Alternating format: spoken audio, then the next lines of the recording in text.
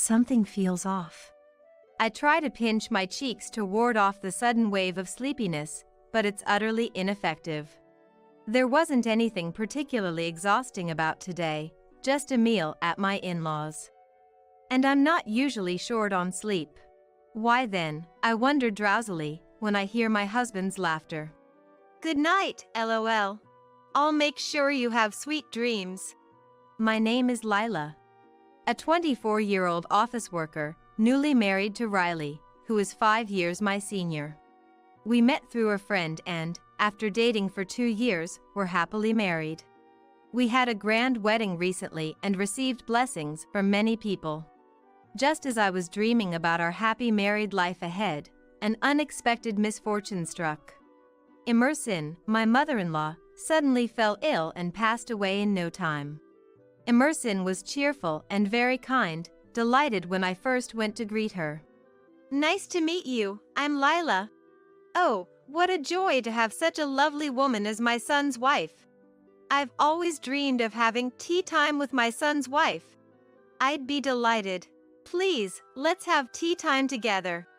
Though I was nervous, Emerson welcomed me with a full smile, making me feel at ease and fond of her.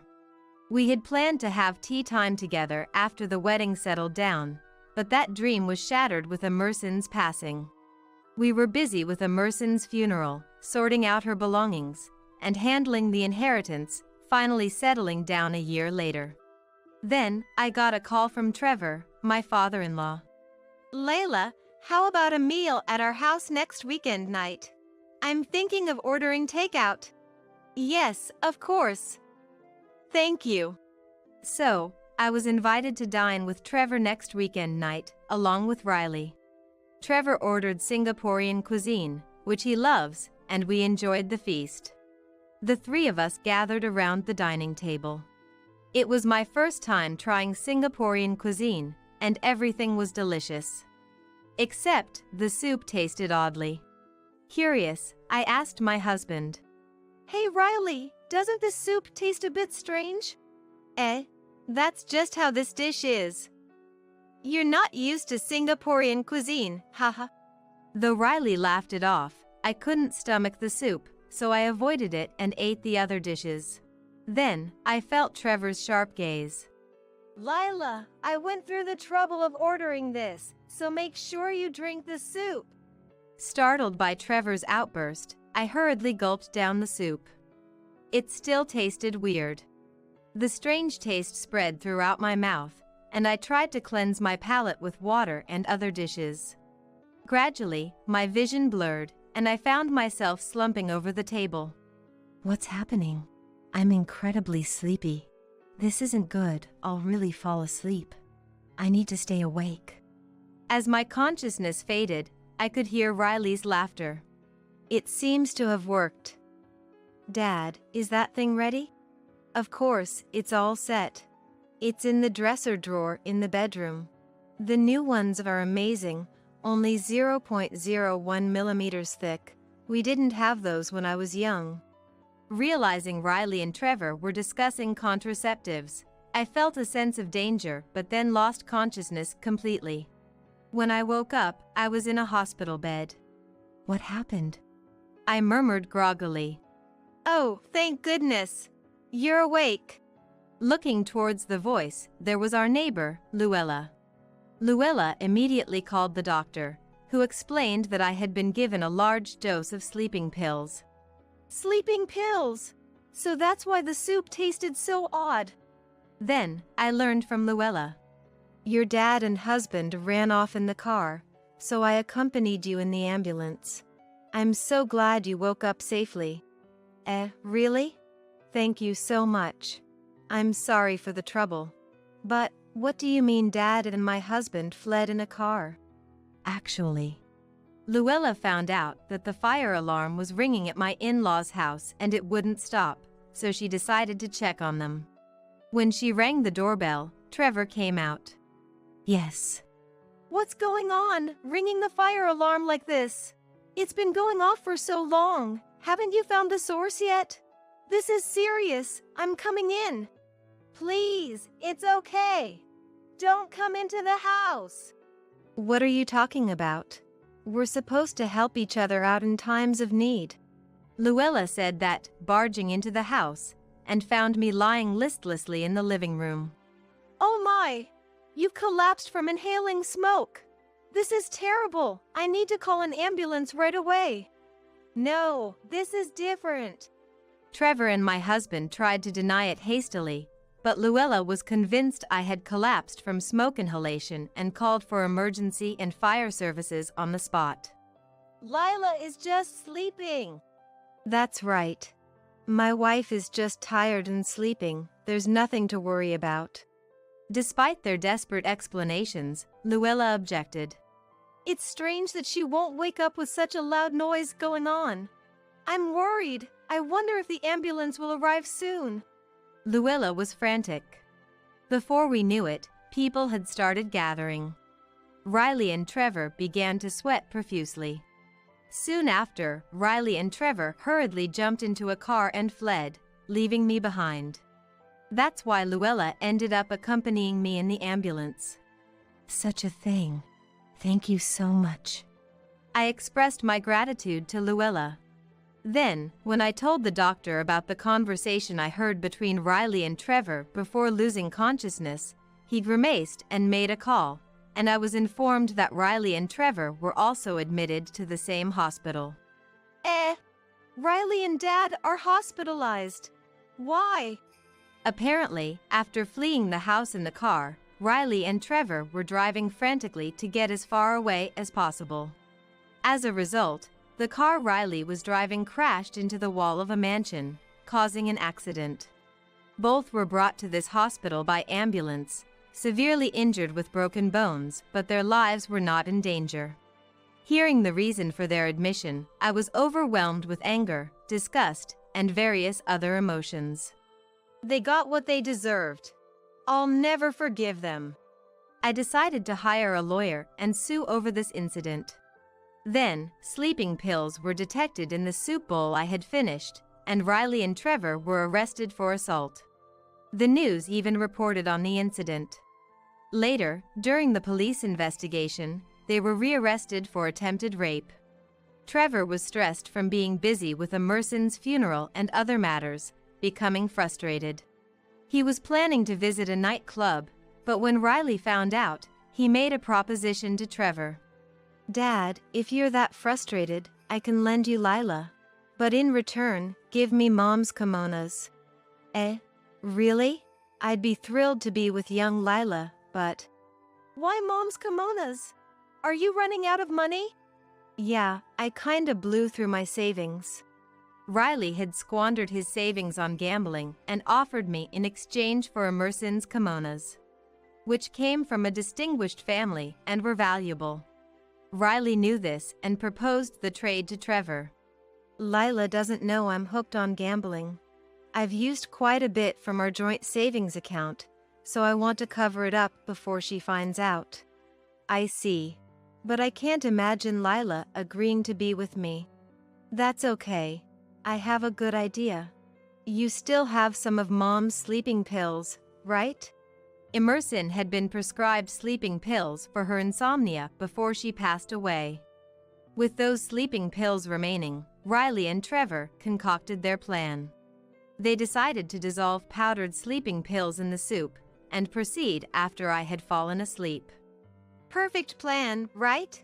This way I get money, and Dad's frustration is relieved. It's all good. Right. Let's invite Lila over for a dinner party next weekend. However, their scheme was abruptly foiled by the ringing of the fire alarm, leading to the foolish outcome of causing an accident in their haste to flee in the car. It turns out Riley and Trevor are hospitalized in the same room. Damn it! How did it come to this?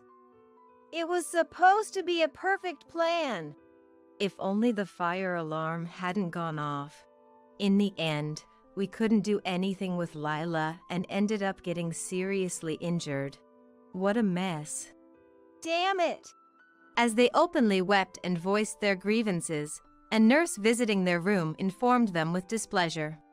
I had demanded compensation through a lawyer in the divorce proceedings, but both of them flatly refused to pay any settlement for the divorce. To demand compensation from me, her husband, in a divorce trial. Nothing actually happened, so it should be fine. That's right. In the end, all we did was give Lila sleeping pills and nothing else. Both their reasoning left me and my lawyer utterly dumbfounded.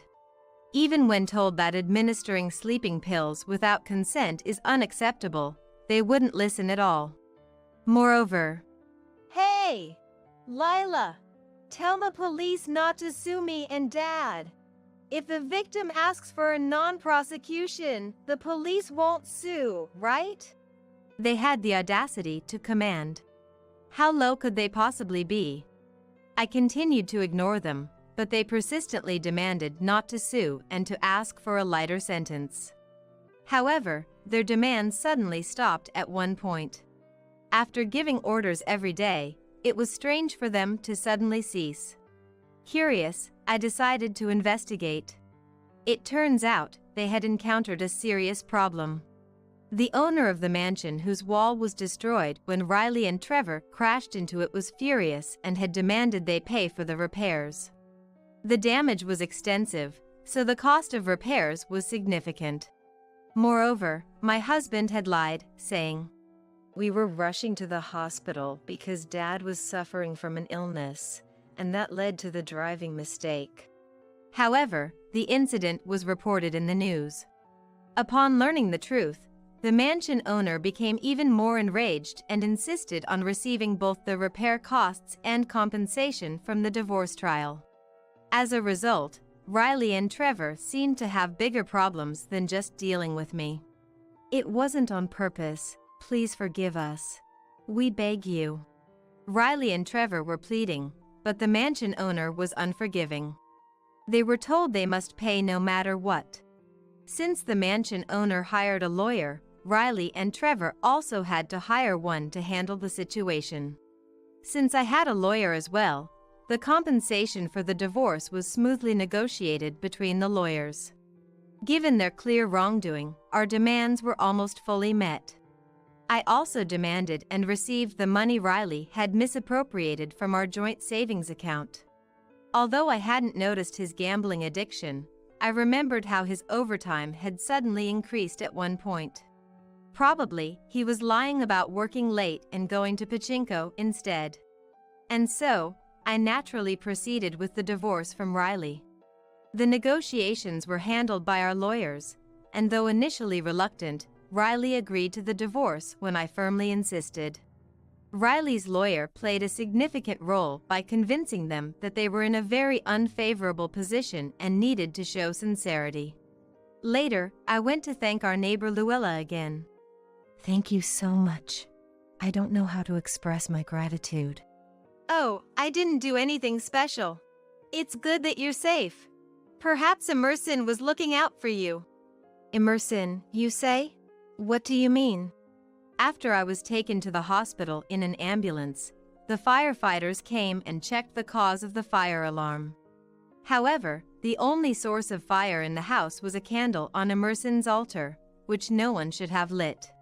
This wasn't enough to trigger the fire alarm, indicating a possible malfunction as there were no other signs of fire. "Maybe Emerson is always watching over you?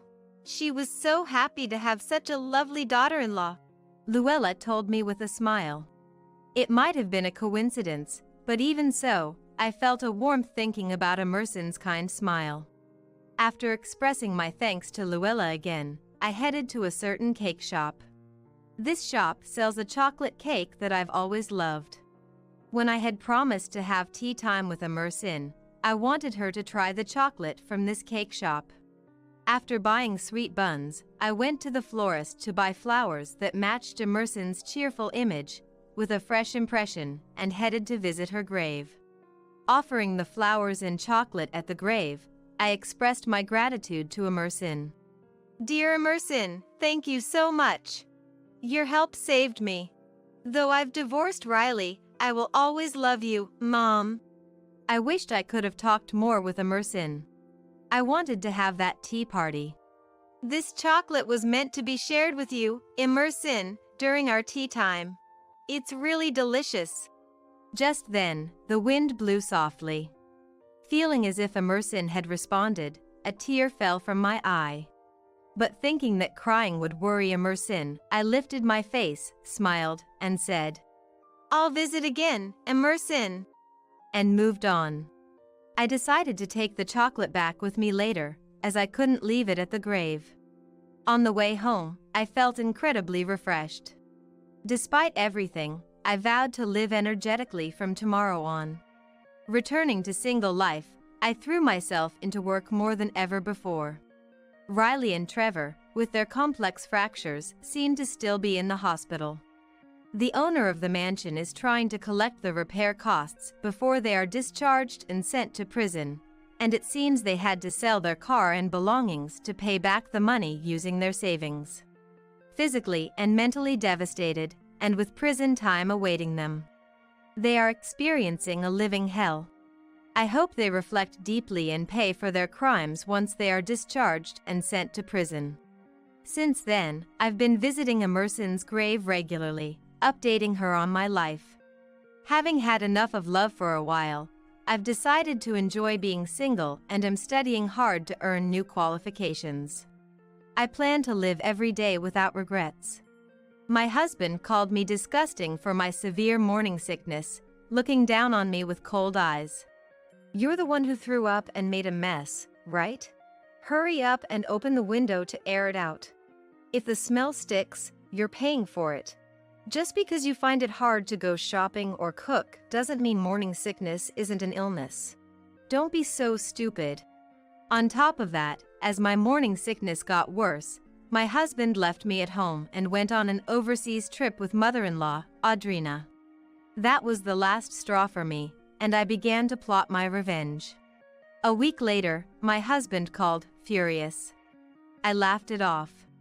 "Since you told me to clean the house, I did just as you said. Got a problem with that?" I'm Kimberly, a 28-year-old office worker. My husband, Eamon, and I live in a detached house and both work while we've recently become pregnant. While I was happy, my morning sickness was so severe that I couldn't go to work on some days. Fortunately, many at my workplace were understanding. "Once you get through this, it'll get easier, so make sure to rest and take care of yourself." They gave me some time off when I was considering quitting. So, I spent my days at home, resting as much as possible, eating when I could, and doing household chores. The problem was my husband. He practically stopped doing any housework at all. "You're always at home, right? Even a pregnant woman can clean, so at least do that." While my husband used to do household chores when we were both working, he stopped doing anything since I took my leave. Even when I said I couldn't do it because of severe nausea, he wouldn't listen. Moreover, he compared me to other pregnant women he had seen, saying, "Just being lazy and slacking off in the name of morning sickness." Furthermore, he was extremely averse to me vomiting. The first time I vomited at home, I didn't make it to the toilet and ended up using the living room trash can. Seeing this, my husband, pinching his nose, hurried me to ventilate the room and kept yelling at me, even though my nausea hadn't subsided. Although I vomited into a plastic bag in the trash can, so the can itself wasn't dirty, he made me dispose of the bag and then threw the trash can away. "Hey, what's with that attitude? Why are you telling me to open a window when I'm vomiting? You could open it yourself. And I properly sealed the double bag before throwing it away, so why throw out the trash can in front of me as if to make a point?" Disgusting, smelly, don't talk. Even if it's in a plastic bag, droplets might have gotten on the trash can. After that, no matter what I said, "Don't talk because it's smelly," he wouldn't even listen. I started to consider divorce. Maybe once my morning sickness settled down and I could go back to work, my husband would return to being the kind and helpful person he used to be. But could a husband who hurled such abuse at me while I was suffering return to how he was? Or was this his true nature? As I worried, my morning sickness only got worse. With nausea hitting me multiple times a day, I started carrying a plastic bag with me everywhere in the house to vomit without my husband seeing and dispose of it. However, one time, I didn't manage to dispose of it in time, and he saw me with the bag. Don't touch anything, all right? You're paying for the sofa you just sat on since you're going to dispose of it because you dirted it. He looked at me with utter disgust. When I impulsively brought up divorce, I noticed he was holding a pamphlet in his hand. He spread it out to show me. In about 2 weeks, I'm going on a trip overseas with Mom. We plan to stay for about a week. Don't slack off on cleaning just because I'm not here. Keep the house clean. What? What are you thinking? While looking at me coldly, my husband laughed in a low voice. I don't want to stay in a house you've made filthy. The morning sickness should settle down in about 3 weeks, right? By the time I'm back from the trip, it should be nearly over, so clean the house in the meantime. Fine. I'll give the house a thorough cleaning. The next 2 weeks were tough for me. He doubled down on doing nothing, even eating strongly scented meals or spraying harsh perfume around the room despite my pleas because it made me nauseous. Despite locking me in the bathroom, he'd bang on the door furiously and yell if he wanted to use it himself. This lifestyle continued. I immediately informed my parents that I had decided on divorce. Since my husband's attitude changed, I had been discussing it with my parents, who must have realized from my words that convincing me otherwise was no longer possible. They told me to come back home immediately. However, just divorcing and returning to my parents' home wasn't enough for me. I was determined to teach my husband, who lacked any awareness of being a father and thought nothing of the individual differences in pregnancy and morning sickness, a lesson. 2 weeks later, I saw my husband off with a large carry-on bag. These 2 weeks were the peak of my morning sickness, and I had lost more than 2 kilos. If it continued like this, I would end up hospitalized due to severe pregnancy sickness. Seeing me visibly thinner, my husband still called me dirty and, after repeatedly ordering me to clean the house, fled like he was escaping. I stayed at the entrance until he was out of sight, then took a deep breath and made a phone call. A week later, I was leisurely sitting in my parents' living room when calls from my husband kept coming in. Calls from my husband kept coming in one after another. After watching for a while, my parents started to panic, so I reluctantly answered. Don't mess with me. What the hell is this? Explain. I instinctively moved my smartphone away from my ear at the sound of my husband's loud voice the moment the call connected. Still, I sighed at the loud enough voice and listened to him. I can't get into the house. What's going on? Don't change the locks on me while I'm away. The real estate agent changed them. It's kind of gross to have the same keys as the previous tenant for the next one, right? So, they changed the locks when selling the house. Huh? Real estate agent? Oh, didn't you see the sign? It's right there next to it, for sale.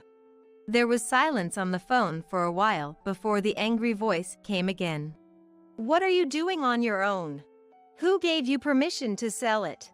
Why are you selling it? You said the whole house smells. So, I cleaned the entire house, including that. And why would I need anyone's permission to sell my house? Your house.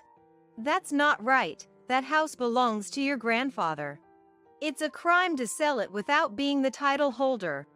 That house was given to me, I remodeled it, and it's in my name. You can't just sell it if you're not the title holder. Indeed, the house we lived in belonged to my grandfather. However, after my grandfather passed away, I, still single, remodeled it into its current form, and after getting married, my husband moved in to live together. My husband was momentarily speechless knowing the title was in my name, but quickly changed his approach. That house is where I live too. You can't just kick out a resident like that. It's illegal to sell my stuff. Besides, it was our house since we lived there as a couple, so it's not just your house anymore. Unfortunately, that house was in my name before we got married. We never changed it to a joint title after marriage. Plus, I moved all the stuff out after, So your things are all safe. I did dispose of the sofa you said was smelly, though. My husband seemed panicked by the mention of moving out his belongings. He was asking where and when. It's at your grandmother's house. After all, you're away with Dad gone and no siblings. There was nowhere else to send it but your grandmother's when you went overseas with Audrina. Hearing his belongings were at his kind grandmother's house seemed to calm my husband for a moment, but his voice quickly filled with anger again. So, you're the kind of woman who sells the house and dumps the belongings while her husband is on a trip. I'm divorcing you. I'll sue for compensation in the divorce court because of this. It's a relief you're the one bringing up divorce. I don't want you to come to the house anymore, and I'll be heading there with my lawyer soon. So, goodbye. I wonder if my husband truly believed he could win if he took it to court. I calmed my panicking parents while contacting a lawyer. A week later, when I went to what my husband calls his in-laws' house, Audrina slapped me before I even entered the door. I had expected it and deliberately received the slap. Because of you, the house is a mess. A woman who can't even do housework because of a little morning sickness is useless. Pay the compensation in the divorce court and let's divorce. As I was rubbing my stinging cheek, planning to retort to Audrina, she saw someone behind me and her face twisted. I thought you showed no remorse, but to strike immediately upon meeting is something else. Behind me was Carol, my husband's grandmother, looking furious. Hello. I'm really sorry for sending the belongings over so suddenly the other day. That's all right. If it hadn't been for that, I wouldn't have noticed at all. I had come to the in-laws' house, which was now the home of my husband's grandmother who had kindly accepted his belongings. When I sent my husband's belongings, I included a letter of apology, detailing everything about our situation. As a result, the grandmother was furious with her grandson's husband for hurling terrible words at his wife suffering from morning sickness and leaving her to fend for herself. She was equally furious at Audrina for going on an overseas trip with him without admonishing such behavior. The grandmother, now 80 years old, is a gentle figure to her grandson but a disagreeable mother-in-law to Audrina. Since Audrina married into the family, her relationship with the grandmother, due to their clashing personalities, has always been like cats and dogs. Sure enough, Audrina, upon suddenly facing the grandmother, twisted her face in obvious annoyance, which only fueled the grandmother's anger further. After briefly addressing the shouting match between the two, I entered the house. There, my husband stood, dumbfounded next to the grandmother and Audrina. It might have been shocking for my husband to see his kind grandmother and mother arguing so fiercely. However, wanting to discuss matters with my husband without Audrina's interference, I had informed the grandmother of my visit in advance. And we started the divorce negotiation with my lawyer before Audrina could return. The process didn't take much time and ended smoothly. The compensation amount my husband had prepared for the divorce court and its basis were systematically dismantled by my lawyer, leaving him speechless. After a thorough division of assets and agreeing not to approach me except when visiting our child after its birth, my husband readily agreed, and our marriage ended abruptly. As I was leaving the house, the grandmother and Audrina were still standing next to each other. I addressed them briefly before departing, but they seemed too heated in their argument to pay me any mind. Subsequently, I began receiving a barrage of complaint-like emails from my ex-husband. Apparently, he became annoyed with the grandmother coming to the in-laws' house and meddling. Imagining my former husband and Audrina, who had shouted at me so boldly, becoming meek in front of a petite grandmother, finally brought me to laughter. However, the nature of my ex-husband's emails soon shifted towards seeking reconciliation. Every day there's shouting. They both ask me what I think when they're fighting, dragging me into it, and it's annoying.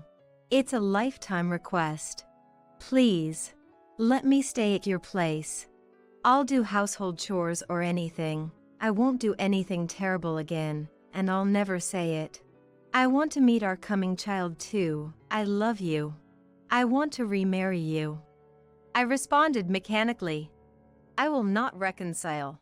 As for the child, you can meet if you pay child support. And left it at that. Eventually, the messages from my ex-husband ceased. Apparently, unable to bear the living conditions, he left Audrina and went somewhere. Not providing any support, Audrina, not yet of pensionable age, is scraping by on her savings. Audrina herself contacted me with this news. No one's helping me. Please, I want to stay at your place. I only went on the trip with my son because he invited me. I had no idea you were suffering so much from morning sickness.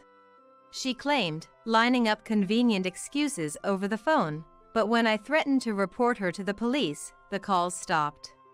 Apparently, the grandmother also refused to help, and Audrina, limited by her savings, began working part-time.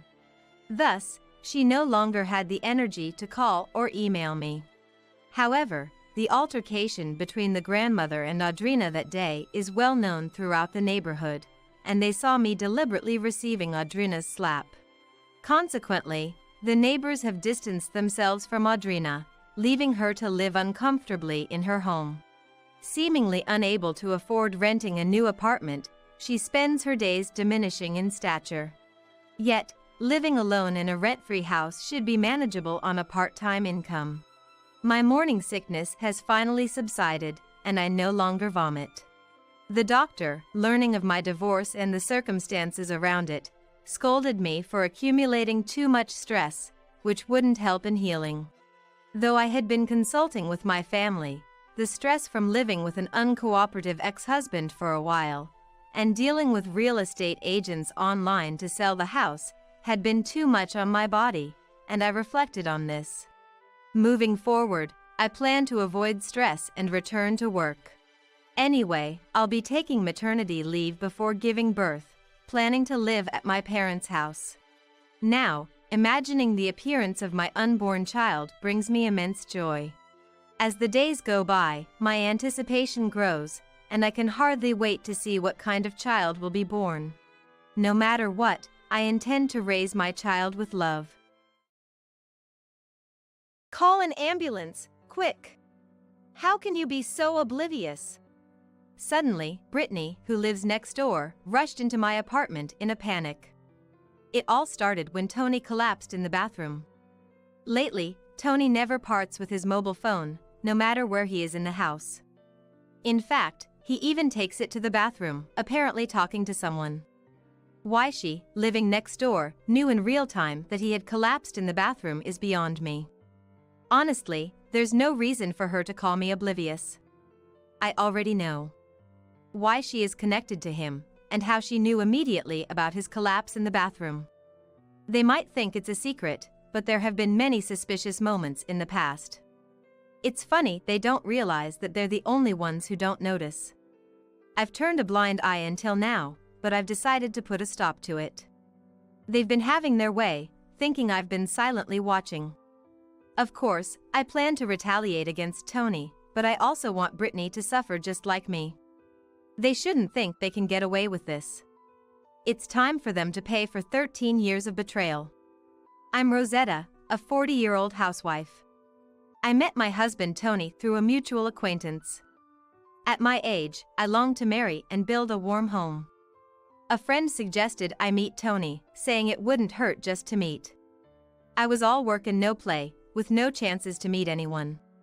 Watching my friends get married, I wondered what life with someone I loved would be like. Thinking it was just a meeting, I said yes, only to find an unexpectedly great connection.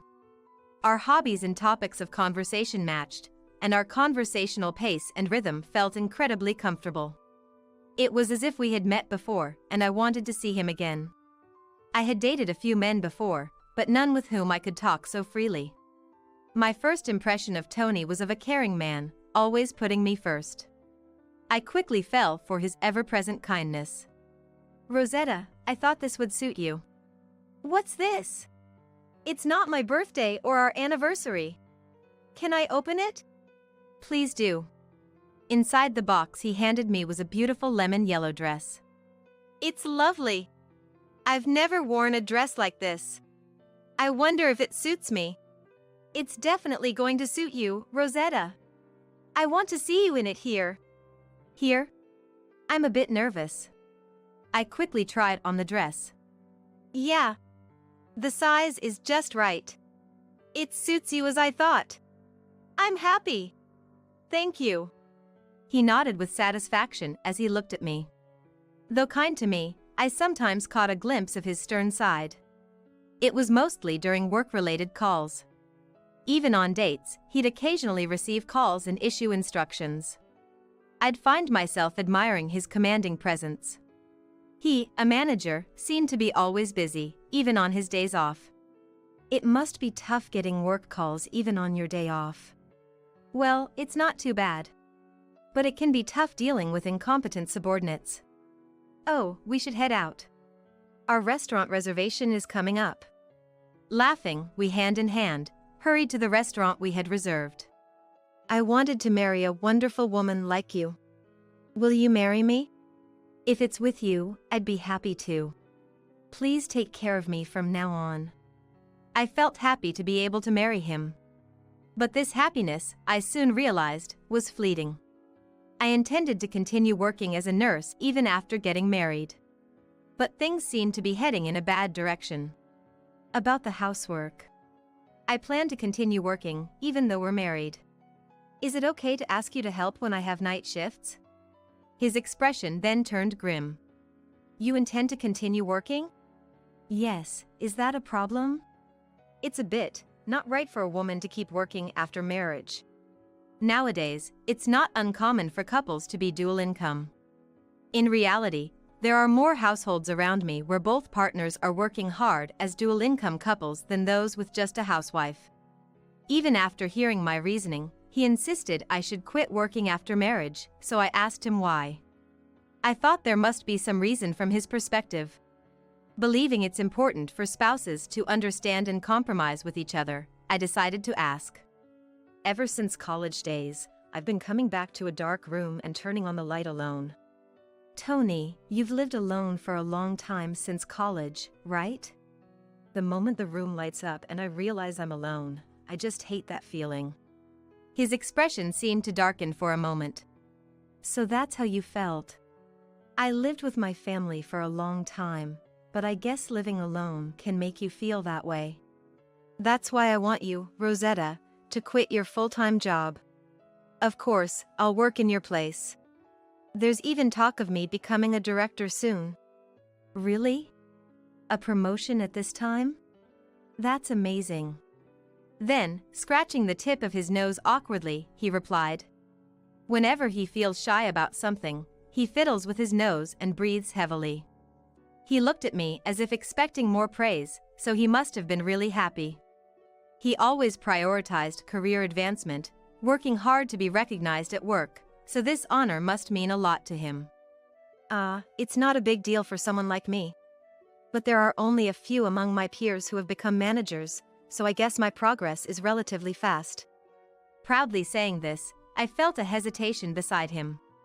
Sensing my indecision, he leaned in and said, You're not going to cling to your job when I, your husband, am asking you this humbly, right? I was speechless at his expression, one I had never seen before. It was unbelievable, and instinctively, I felt I shouldn't meet his eyes anymore, a strange sensation. Being told this, I felt I had no choice but to quit. I wanted to continue a bit longer, but I decided to resign, considering it was my beloved husband's request. Life as a housewife, starting with our marriage, was harder than I expected. I thought being a housewife meant doing household chores, but it was extremely busy. Taking advantage of me being a housewife, Tony stopped doing any housework. Women's workplace is like the home, right? It's wrong to just rush through work to have your own free time.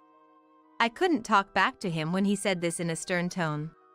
In the morning, I prepared breakfast and helped him get ready for work, timing it with when he woke up. Until he returned at night, I finished all chores like preparing dinner and cleaning the bathroom. "Tony, breakfast's ready." "I'll be right there." He sat down at the table, looking around leisurely and sighed deeply. "You know I went out for a work-related drink last night, right?" "Yes, I thought so since you came back late." "What about it?" "If I went out for drinks, shouldn't the breakfast be Eggs Benedict?" "I'm sorry, I didn't consider that."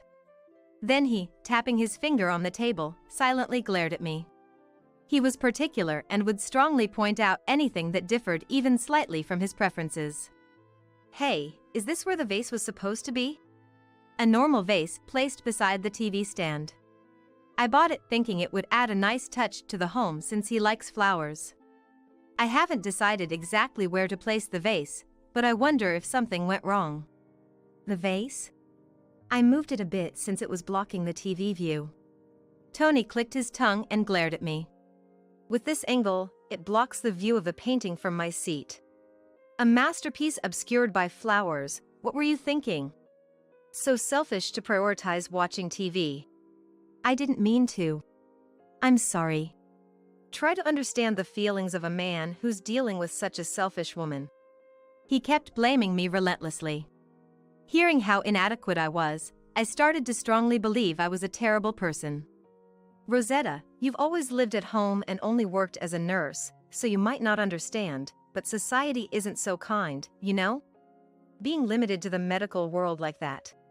When he said this, I started to feel anxious, wondering if my narrow perspective was causing him discomfort. "You say you're a doctor or nurse, but in the end, you only know a narrow world, don't you?" "Yes, I suppose." "I've been working at the same company for 30 years since graduating from college, so I'm good at sensing these things. I'll teach you, so be sure to pay attention." Honestly, I felt that continuing as a nurse would have been far better. His relentless sarcasm often lasts for 2 to 3 hours. Showing any sign of displeasure means starting all over again with the lectures, so I'm not even allowed to look upset. I focused solely on giving answers that would satisfy him or nodding as if I were listening. While it's possible to ignore Tony's sarcasm, there's another issue that's been bothering me for a while. Brittany, our next-door neighbor. She seems to be a successful influencer, and her voice can be heard every night during her broadcasts. Despite living in a well-insulated condominium, the sound leaks through, indicating she must be playing at a very high volume. I've been troubled by this noise since moving in 13 years ago and have complained 2 or 3 times. Remembering those times still makes me angry. Since those complaints, it seems I've been marked as an enemy in her eyes. Every time we pass each other, she clicks her tongue at me. Although it's a regular occurrence, it's still unpleasant to experience every night. "Don't you know what kind of person the neighbor is?" He looked at me sharply when I asked. "Is there a problem with the neighbor?" "I hope it's not trouble with them." "No, it's not trouble, but the noise. I was wondering if there's something we could do about it." "I don't think it's a big deal. Just don't confront the neighbor directly, okay?" Saying that, he ended the conversation and drank his beer. I haven't brought it up since. Tony often comes home late at night due to his busy work schedule. I try to wait up for him, but sometimes I fall asleep. One night, I thought I heard Tony's voice and tried to get up, thinking he was home, but I was too sleepy. I needed to get up quickly to avoid making him angry. However, when I got up, I couldn't see him anywhere. "Huh? Didn't he come home?" I could hear Tony's voice, but where was it coming from? Listening closely. It seemed to be coming from next door. It also sounded like he was talking to someone, but was he talking to Brittany? Why would his voice be coming from Brittany's apartment at 1 a.m.? Feeling uneasy, I decided to use some savings I had hidden away from my working days to hire a detective. I never thought I'd be the one to hire a detective. What the detective found was unexpected. However, I still felt it wasn't the right time to confront Tony with this evidence. As the year-end approached, I had a bad feeling. With the long holiday break around the corner and the unpredictability of what might happen on the last day of work before then, I felt a bit heavy. That year-end, Tony came home a bit early from his last day of work before the long holiday, seemingly in a good mood. He had been drinking and was more relaxed than usual. Lately, he'd been irritable and taking it out on me, so this was a bit of a relief. "Welcome home, Tony. You're home early today." Yeah, it's the day before the break, so I had a few drinks with colleagues. "I see. Must have been tiring." Looking at the fridge, he asked for more alcohol. "Hey, I'm not done drinking. Get me something." It was a good thing that he was in a good mood, but his face was clearly flushed from drinking too much. "Your face is all red. Haven't you drunk a bit much?" Drunk too much? Are you saying I can't hold my liquor? Alcohol is essential for office workers. I'm not weak to it. Saying that, he quickly drank the beer he was holding. He doesn't particularly like beer. He used to boast about how well he could drink, but I've had to pick him up from bars countless times. Despite his grand claims about being a corporate drinker, I always end up taking care of him when he's drunk. "Man, I've sweated a lot drinking tonight. I'll take a quick shower before bed." Saying this, he took his mobile phone to the bathroom. He never used to bring his mobile phone to the bathroom, but lately, he doesn't let it out of his sight, even there. He even takes it with him to the bathroom, which makes me wonder if there's something he desperately doesn't want seen. Thinking about this, I decided to keep an eye on the situation. From the bathroom where he went, I could hear him talking on the phone. The conversation was too quiet to make out, but I wondered what could be so important to discuss in the bathroom. Then, a loud noise came from the bathroom. Shocked, I rushed there and found Tony, looking pained, curled up in the bathtub. Just as he regained consciousness and tried to get out, he collapsed again, unconscious. I quickly checked his condition. At that moment, someone was furiously banging on the door. The banging was so intense, I thought the door might break. It's a rental, and having someone break the door isn't exactly a laughing matter. And who could it be at such a critical time? Yes, I'm a bit busy right now. When I opened the door, it was Brittany. "Move. Get out of the way." I couldn't comprehend why she would show up right now. She pushed past me, making a beeline for the bathroom without any hesitation. "Wait! What are you doing? Tony, what's wrong? Tony!" Ignoring my astonishment, she took charge of the situation. She acted as if she were the wife, which was bizarre. "Call an ambulance, quick. How can you be so oblivious?" I couldn't let her continue her reckless behavior. There was only one thing to do. Confront her with reality. I just stood there, looking down on them. "Call an ambulance? And you think you have the right to order me around?" "What do you mean?" Just what I said. Do you think you, of all people, have the right to give orders to me, his wife? She seemed taken aback by my retort. As if it was unthinkable for me to talk back. "If you're so concerned, why don't you call the ambulance?" "No, I can't, that's why I'm asking you. Think a little, will you?" Suddenly she got angry and objected. "I guess so." She snapped back angrily, obviously because it would be embarrassing for her as the mistress to have stormed into the house in a panic. She's probably afraid of a call revealing the affair. She's flustered to make a call, just staring at Tony lying there. I couldn't help but laugh. "You can't even make a phone call? That's just pathetic." My words seemed to anger her. "What do you mean, pathetic? Are you mocking our pure love?" Her belief in their pure love, despite being just an affair, was terrifying. Focused solely on themselves, their blindness was almost enviable, but this wasn't the time for that. "If you're really concerned about him, making a call should be easy. You should be able to do it." I challenged her to make the call, showing her the phone. If she really could, there should be no problem. Furious, she glared at me, her face red with anger.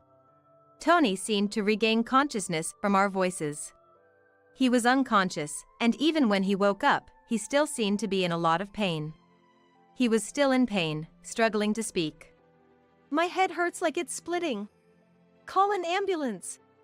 He looked extremely pained, his usual composed expression gone. I remarked, "It must be hard. We really should call an ambulance, shouldn't we? What are you waiting for? Do it now. Right. Something needs to be done quickly. Ignoring his words, I decided to take action. Leaving him rolling in agony, I silently left the house. I took the waterproof-packed mobile phone that had fallen in the bathroom, so he couldn't call from his phone. Brittany and Tony, now awake, seemed relieved and were leisurely affirming their love for each other. Blind to everything but themselves, they didn't even notice I took the phone. I couldn't deal with this foolish, cheating couple any longer. Seizing the opportunity, I decided to leave the house. I immediately left the house and contacted Brittany's boyfriend, Robert. Robert is Brittany's boyfriend, with whom she has a relationship serious enough to consider marriage. He stays over about half the week, so they're practically cohabitating. I've run into him a few times in the hallway and at the garbage disposal area. He's a doctor working at a nearby hospital. I remembered receiving his business card before. Good evening. Sorry for calling so late. It seems Brittany is at my place for some reason. Could you come and pick her up? Is this Rosetta? Long time no see. You're saying Brittany is at your place? What do you mean by that? His voice over the phone sounded confused. Understandably so. Anyone would be surprised by a sudden night call from their girlfriend's neighbor. I'll explain the details later. Are you at work right now? No, I've just finished work and am killing time at a restaurant near the workplace. Brittany said she had a stream tonight and asked me to come back late. So, Brittany had been making sure not to let Robert stay at her place. She was casually talking to Tony over the phone while Robert was away. Can you come as soon as possible? I'll head over right away. Let's meet at the condominium entrance. Thank you. I'll join you there. 3 minutes after the call, he arrived at the condo's entrance, and we went to my apartment together. On the way, I briefly explained the situation. To put it bluntly, it seems Brittany and my husband Tony have been having an affair for many years. What? What do you mean? I found out through investigation. They met in a service store 13 years ago and have been involved ever since. Robert was visibly shocked by my words. 13 years? Since that long ago? Yes. She moved into the apartment next to ours by chance 2 years ago. No way. Then what am I? I thought we were going to get married. He was struggling to come to terms with the reality of being cheated on. It would be so understandable, considering his marriage plans. It seems to be for money. I suspected my husband's infidelity and hired a detective. The investigation results indicated that. That's unbelievable. Brittany rushed into our apartment when Tony collapsed in the bath. Apparently, they were talking on the phone even in the bathroom. He seemed deep in thought but then looked at me. That explains it. No wonder she never lets go of her phone. But you said Tony collapsed. Is he all right? He's fine, just drank too much. No danger to his life. After explaining briefly, I led him to my apartment. Entering quietly, they were still engrossed in their melodramatic scene. I'll fight against the world for you, Tony. Having such a beautiful woman love me, I'm blessed. This must be a trial from God to reach true love. In the 10 minutes it took me to leave, contact Robert. Within the short time, an epic story seemed to have unfolded. A tragic tale of lovers who can't swear eternal love to each other. I was surprised Tony could spout such cheesy lines. Glancing at Robert beside me, he looked indescribable. Seemingly shaking from the cringeworthy dialogue. Unable to bear it any longer, Robert dropped his bag, alerting them to our presence. What's going on here? Robert, why are you here? Strangely, both were naked, which was comical. Why? That should be my line. You told me not to come home early because of a stream. Was it for this? Normally mild-mannered Robert raised his voice, and Brittany seemed a bit taken aback. Well, that's because, you know, the fans and antis are troublesome. I was worried about what would happen if they found out I have a boyfriend. Brittany looked evasive. I knew Robert only from brief exchanges in the apartment complex. He never seemed like someone who would raise his voice. Indeed, he listened calmly when I explained everything to him earlier, showing his ability to control his emotions. So, for Robert to react this strongly, she must have really crossed a line. Stop taking people for fools. To think you've been secretly having an affair with the neighbor for 13 years. She suddenly became defensive, her eyes darting around. I thought maybe I'd marry Robert. Is that bad? She tried to look innocent and appealing, but it only backfired with Robert. We were cohabitating because we talked about marriage someday, but now I just can't believe you. Brittany, realizing Robert was genuinely angry, quickly switched tactics. No, this is a misunderstanding. I was just teaching him about streaming, like personal training for the digital age. Brittany seemed to think we knew nothing about influencers or video streaming, and was clearly trying to bluff her way through. Despite her desperate attempts to wriggle out of the situation, Robert wasn't having any of it. Private lessons, is that it? Have you already forgotten what you yourself said earlier? I played the cheesy dialogue I had secretly recorded at high volume. Hey! You recorded this without me knowing? That's a violation of privacy. Delete it now. Privacy? You have no right to talk about privacy. I'm filing for divorce. Tony, clearly not expecting me to initiate a divorce, was panicking. Divorce? How are you going to live without me? You're living off me, and now you're talking about divorce? Have you lost your mind? He seemed to think I would break down and beg him. His male superiority mindset was apparent, still in disbelief over the current situation. His absolute confidence baffled me, but it didn't matter anymore. Say whatever you want. You can only act tough for so long. Eventually, we got divorced. After the incident, I immediately sought a lawyer who is an expert in divorce and infidelity cases. Presenting the evidence video helped me demand more than the usual alimony. Meanwhile, Brittany's engagement with Robert was called off, and she now lives a secluded life. This is partly because her streaming blew up after the affair scandal. Right after the infidelity news broke, fans analyzed Brittany's posts, exposing her relationship with Tony. The fans' sharp eyes discerned details from subtle reflections and background elements in her posts. The posts and their hints led to the discovery of her affair with him. The scandal affected Tony too. His company received numerous calls, forcing them to acknowledge the situation. He was fired, for his company took the situation seriously. The company must have wanted to get rid of the trouble. I guess so. After all, a high-profile influencer's affair with a married corporate employee from major enterprise was criticized heavily. When the company's stock dipped around the time of the scandal, they couldn't ignore it any longer. Now, he struggles with the public's disdain and rarely goes out, a consequence of his own actions. He's often the subject of online posts, making it risky for him to venture outside. I ran into Brittany once after the turmoil. She appeared as if waiting for me while I shopped at a grocery store near my workplace. How come you're living comfortably off a big settlement while I suffer? Isn't that unfair? Her audacity was typical. There's nothing unfair about it. It's all the result of your actions. I have nothing to say to you. And what's with your high and mighty attitude? Because of you, my engagement was broken off. She approached me, growing more agitated. I was so close to marrying a doctor. Just stop it, will you? You've been secretly having an affair while engaged, and yet you're playing the victim. I can't understand your logic. You should mind your behavior. What do you know? You're the one who's the talk of the internet now. If someone sees this, it'll end up online again. Realizing the risk, Brittany quickly covered herself with her hood and left in a hurry.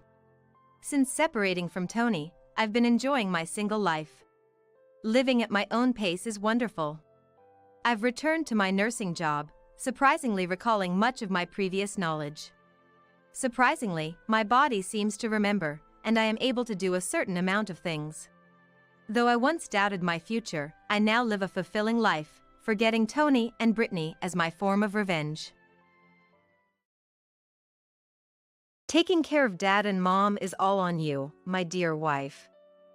If you oppose, I'll divorce you and sue for alimony, huh? Could he really believe such an absurd demand would pass? I looked at Georgina, utterly exasperated. Alex stood there boldly, giving me a nasty smirk while looking at me. He must think I would accept his demand. Indeed, I've complied with the requests for the sake of the in-laws, believing it was the right thing to do. Regardless of Alex, I thought those two were good people. But now, having seen Brittany's true nature, I've lost all concern, let alone any sympathy. I smiled back at Alex. All right then. Let's get a divorce. Don't come crying to me later. Talking back to your husband, what a failure of a wife. Good riddance. Choosing your job over Dad and Mom. Unbelievable. Oh, my apologies for that. Exactly. I'd prioritize Dad and Mom over my job any day. Unlike you, who's utterly heartless. Alex boasted too proudly. Then why didn't he take time off work now? Instead of pushing it onto me, he should just take a break and help out his parents. Blaming and pushing responsibilities onto me without lifting a finger, what a way to shift the blame. From now on, even if we see each other at work, don't you dare speak to me. I should have chosen a different company. Alex's parting words pushed me to my limit. Then you're fired. What? Fired? You're not my boss. What are you on about? Gone mad from the divorce shock? I couldn't help but reveal a truth Alex was unaware of. I'm Ren, 40 years old. I run an apparel company. I started this company at 26. Having lost my parents early, I motivated myself by setting goals and focusing on achieving them. Decades later, I've dedicated my life to stabilizing the business, working tirelessly. As my friends got married one by one, I didn't even have a boyfriend. There was no time to play. I traveled for work, both domestically and internationally. There were years I don't recall taking any time off. Surrounded by relatives and acquaintances, I was often met with veiled criticism disguised as concern. Aren't you going to run out of time to have children if you don't hurry up? Is work really that enjoyable for you? Don't you get lonely? Arguing back would only invite more nagging. So, I took to leaving those situations with a forced smile as quickly as possible. All the effort I poured into my life paid off, and the company's performance steadily improved. Finally, I could afford to take regular breaks and had the luxury to enjoy my personal life. By this time, I was already 38 years old. At this point, I wasn't particularly keen on marriage, but the idea of having a good partner was appealing. That's when I met my husband, Alex. Our meeting was sparked by a soccer game. Suggested by a subordinate, I went to watch a game on a whim and met Alex there, cheering for the same team, and we hit it off. After attending a few games together, we started going out, and then he asked me out. Alex was the same age as me, but seemed remarkably youthful. He had many hobbies, from baseball to video games, manga, and golf, dragging me along to all sorts of activities. Having never really had time to play before, my time with Alex was incredibly exciting and fun. Being my first boyfriend at 38, I was honestly quite thrilled. One day, Alex broached the subject. Would you meet my parents? If I'm going to marry someone, it's going to be Ren.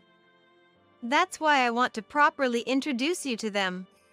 This was about 2 months into our relationship.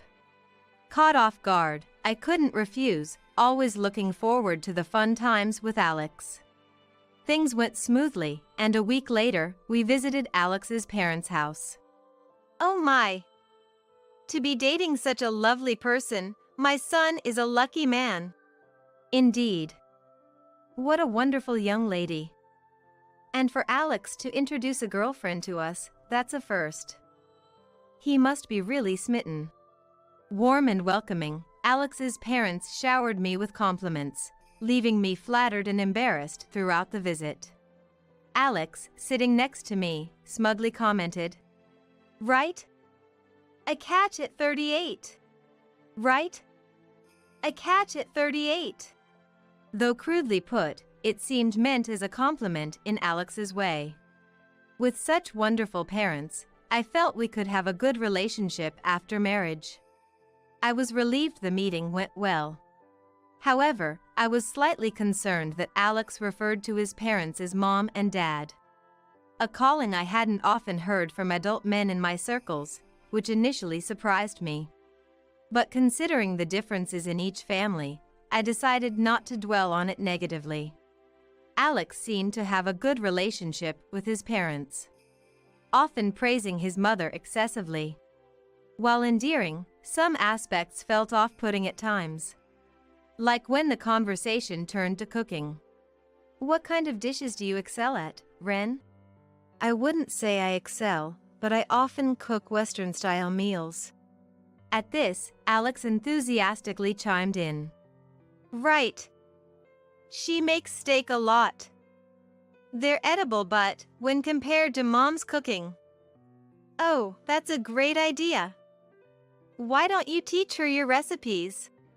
I understood the comfort of familiar tastes. But his wording left me feeling complex. Unperturbed by my feelings, Alex's mother was delighted. "Well then, I must compile a notebook for Alex's sake." She was enjoying herself. As we were about to leave, a shocking truth came to light. "When are you two getting married?" asked by Alex's mother. Alex casually replied, causing me to be taken aback. "I'd marry her right now if I could. It'd make life easier, especially since part-time work doesn't pay much." "Part-time?" Indeed, when I first met Alex and inquired about his job, he vaguely mentioned something like sales. I too had been vague about my job, saying only something in apparel, as we were still just getting to know each other. Everyone has things they'd rather not discuss. I figured we could talk about it more once we got a bit closer. I had completely forgotten about it, never imagining he was working part-time. Stunned, Alex explained with a frustrated look. "What's with that face? Thinking even at 38? But, you see, there's a good reason for this." Turns out, Alex's mother has always been frail and prone to sickness. Then, 2 years ago, his father fell ill and needed care. Alex, who was working in sales at a steel company at the time, quit to take care of his father, switching to a more flexible part-time job. Mom alone would have a hard time, right? I just wanted to be there for my parents. I thought it'd be fine to stay part-time for that reason. Alex glanced at his parents and nodded.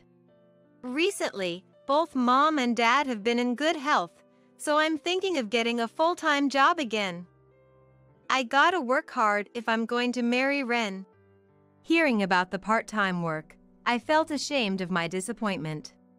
Alex had simply prioritized his parents over his job. What a kind and warm person he is. And now, he's thinking of what's best for me. After our conversation, I thought for a moment and then made Alex an offer. "If you're interested, why don't you apply to my company?" "Eh? Work at the same company as Ren?" "Yeah. It's a bit different, but you were in sales before, right? We're actually looking for sales staff right now." I meant well with my suggestion, but Alex visibly grimaced. "I'd rather work somewhere I can earn more. I want to make Mom feel secure." Did he think I wasn't earning enough?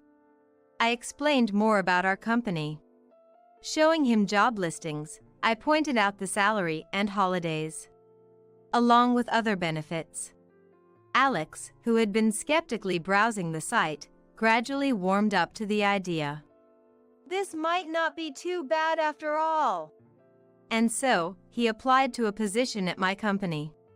Fortunately, we were looking to significantly expand our sales department, so Georgina was hired. Pressured somewhat by his parents, we registered our marriage. Who would have thought we'd end up working at the same company? Indeed. By the way, which department are you in? It seems Alex still thought of it as just the company I work for, not realizing I'm the owner. I hadn't kept it a secret on purpose, but it felt awkward to bring it up, and I hadn't mentioned it yet. This seemed like a good opportunity, so, with a nervous heart, I was about to reveal the truth.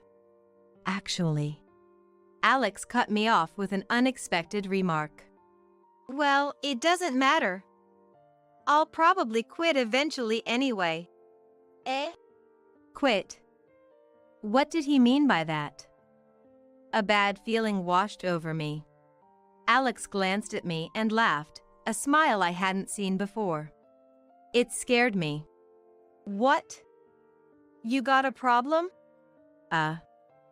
No, it's not a complaint, but what do you mean? I'm not planning to quit my job now. Oh, unless we have kids. But my company offers maternity and paternity leave. Kids are out of the question. We're already busy with Dad and Mom. Dad and Mom? As I tilted my head, Alex mimicked me mockingly. Yeah, my parents. Didn't I say they need care? Rosalind? I heard, but you said they've been doing well lately. That's why you re-entered the workforce, right? Even if they're doing well, they're still elderly, aren't they? Aren't you worried at all? Or what? As a wife, are you planning to shirk that responsibility? I couldn't grasp what Alex was trying to say, feeling bewildered. I needed to clear my head and sort things out. Alex was trying to push the responsibility of caregiving onto me. And from how he spoke, it seemed he eventually planned to have me quit my job to prioritize caregiving. I'm not saying you should quit right away. Having two incomes helps financially. For now, just come back to the family home with me on our days off. What is that supposed to mean? I wasn't completely unprepared for the caregiving conversation. I had intended to help out, and I had thought that I could be of assistance in the future. But I never imagined being expected to return to my in-laws' house every holiday, eventually being burdened with caregiving responsibilities. What surprised me most was Alex's attitude.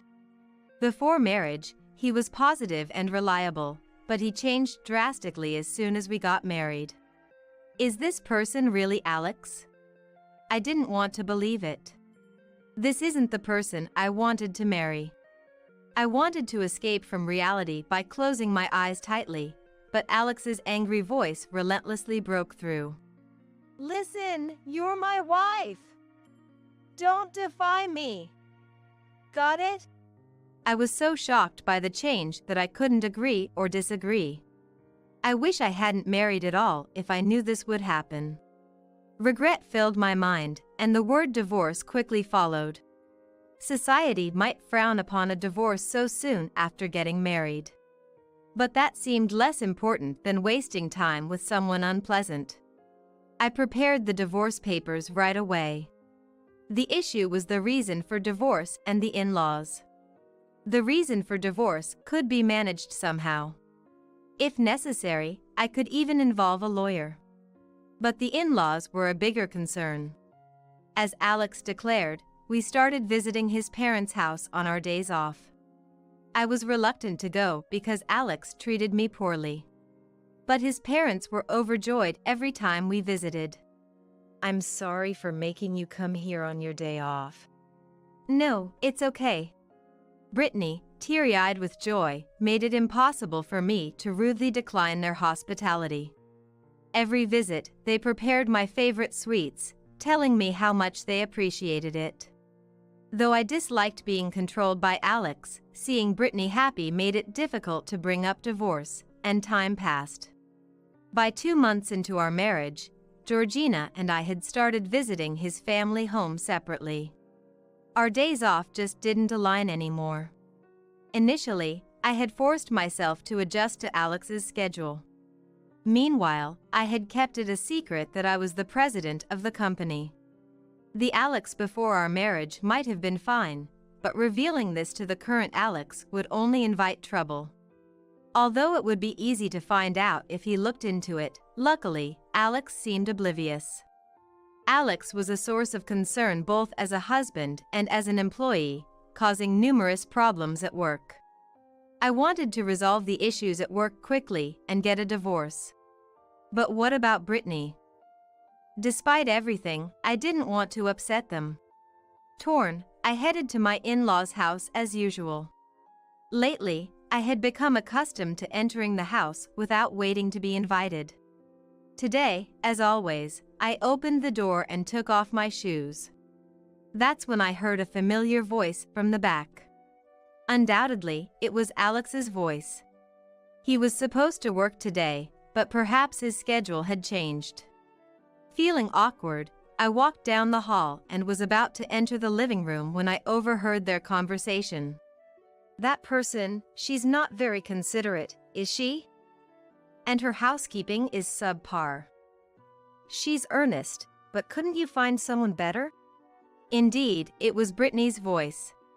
However, the tone was so full of malice, unlike anything I had heard from her before. It sounded like something out of a movie, so spiteful and unlike the Brittany I knew. Yet, it was unmistakably Brittany's voice. Despite all the praise she had given me, the thought of the gentle Brittany saying such things tightened my chest. I didn't want to hear any more, but my legs felt too heavy to move. Sorry, Mom. But, you know, she's tall, so she might be able to carry you if necessary. With a bit of training, she could become more useful. Well, for now, she's pleasant and financially supportive, so I suppose that's acceptable. We're hoping for potential, I guess. Alex and Brittany were laughing carelessly as they spoke. As I listened, my heart pounded with the realization that they were talking about me. Georgina's constant complaints were one thing, but I was shocked to discover Brittany's hidden side. Brittany, who always seemed so grateful, who would lower their head in thanks repeatedly, making me feel almost guilty. We shared laughs over snacks and meals I had cooked. Regardless of Alex's intentions, I thought I had a good relationship with Brittany. I had hesitated on divorce partly because of Brittany. Yet, according to their conversation, I was merely a caregiving resource for Brittany as well. Brittany then added insult to injury with this remark. For now, I'll keep praising her and egging her on. She looks so foolishly happy then. Alex, you should learn from me. A fool and his scissors are easily parted, as they say. Hearing this, I left the house as if fleeing. After calming myself down a bit, I contacted Alex and his family. I'm going to be busy for a while and won't be able to visit or contact you. I'll reach out again later. Despite multiple calls from both Alex and his family, I ignored them all. Alex's angry messages were even recorded on the voicemail. Do you think you can trouble Mom like this? Apologize to her in person right now. You don't have the right to refuse. As if anyone would comply after being spoken to like that. Naturally, I ignored this too. At work, I made sure not to run into Alex and started staying at a hotel after hours. During this time, I methodically prepared for divorce. Then, one day when preparations were sufficiently in place, I was finally caught by Georgina, who had been lying in wait at the office. Hey! Ren! Upon spotting me, Georgina looked like he was about to grab me but restrained himself, likely due to the presence of others. I decided to move the conversation to an empty conference room to talk with Alex. I've been looking for you. What do you think you're doing? How many times have I called you? Do you have any idea how much I've been searching for you? Alex was clearly furious. His breath was heavy, and his eyes, bloodshot and glaring, seemed to curse me with every look. As soon as we entered the room, he approached me with heavy footsteps. Then, standing right in front of me, he aggressively grabbed my wrist. Let go! I told you on the phone, didn't I? I'll contact you when I've calmed down. Is there anything more important to you than my dad and mom? Do you realize how lonely you've made them feel by not being there? Lonely? They were talking behind my back, and yet he dares to complain. I trembled with anger. I wished I could shut him up right there and hurl at him the worst insults I could think of. But I was too agitated to articulate my thoughts properly, so all I could do was grit my teeth and glare at Alex. Taking advantage of my silence, Alex continued. Poor them, right? Even now, they're hungry because there's no food at home. Forget work today. You should just go back home. Don't you dare tell me what to do with my work. You're not a child, and caregiving doesn't mean you can't move. It's about time you stopped being so dependent. I shook off Alex's hand and yelled. I have an important meeting later today. There's no way I can just take off. And if it's so important, you should take a day off and go yourself.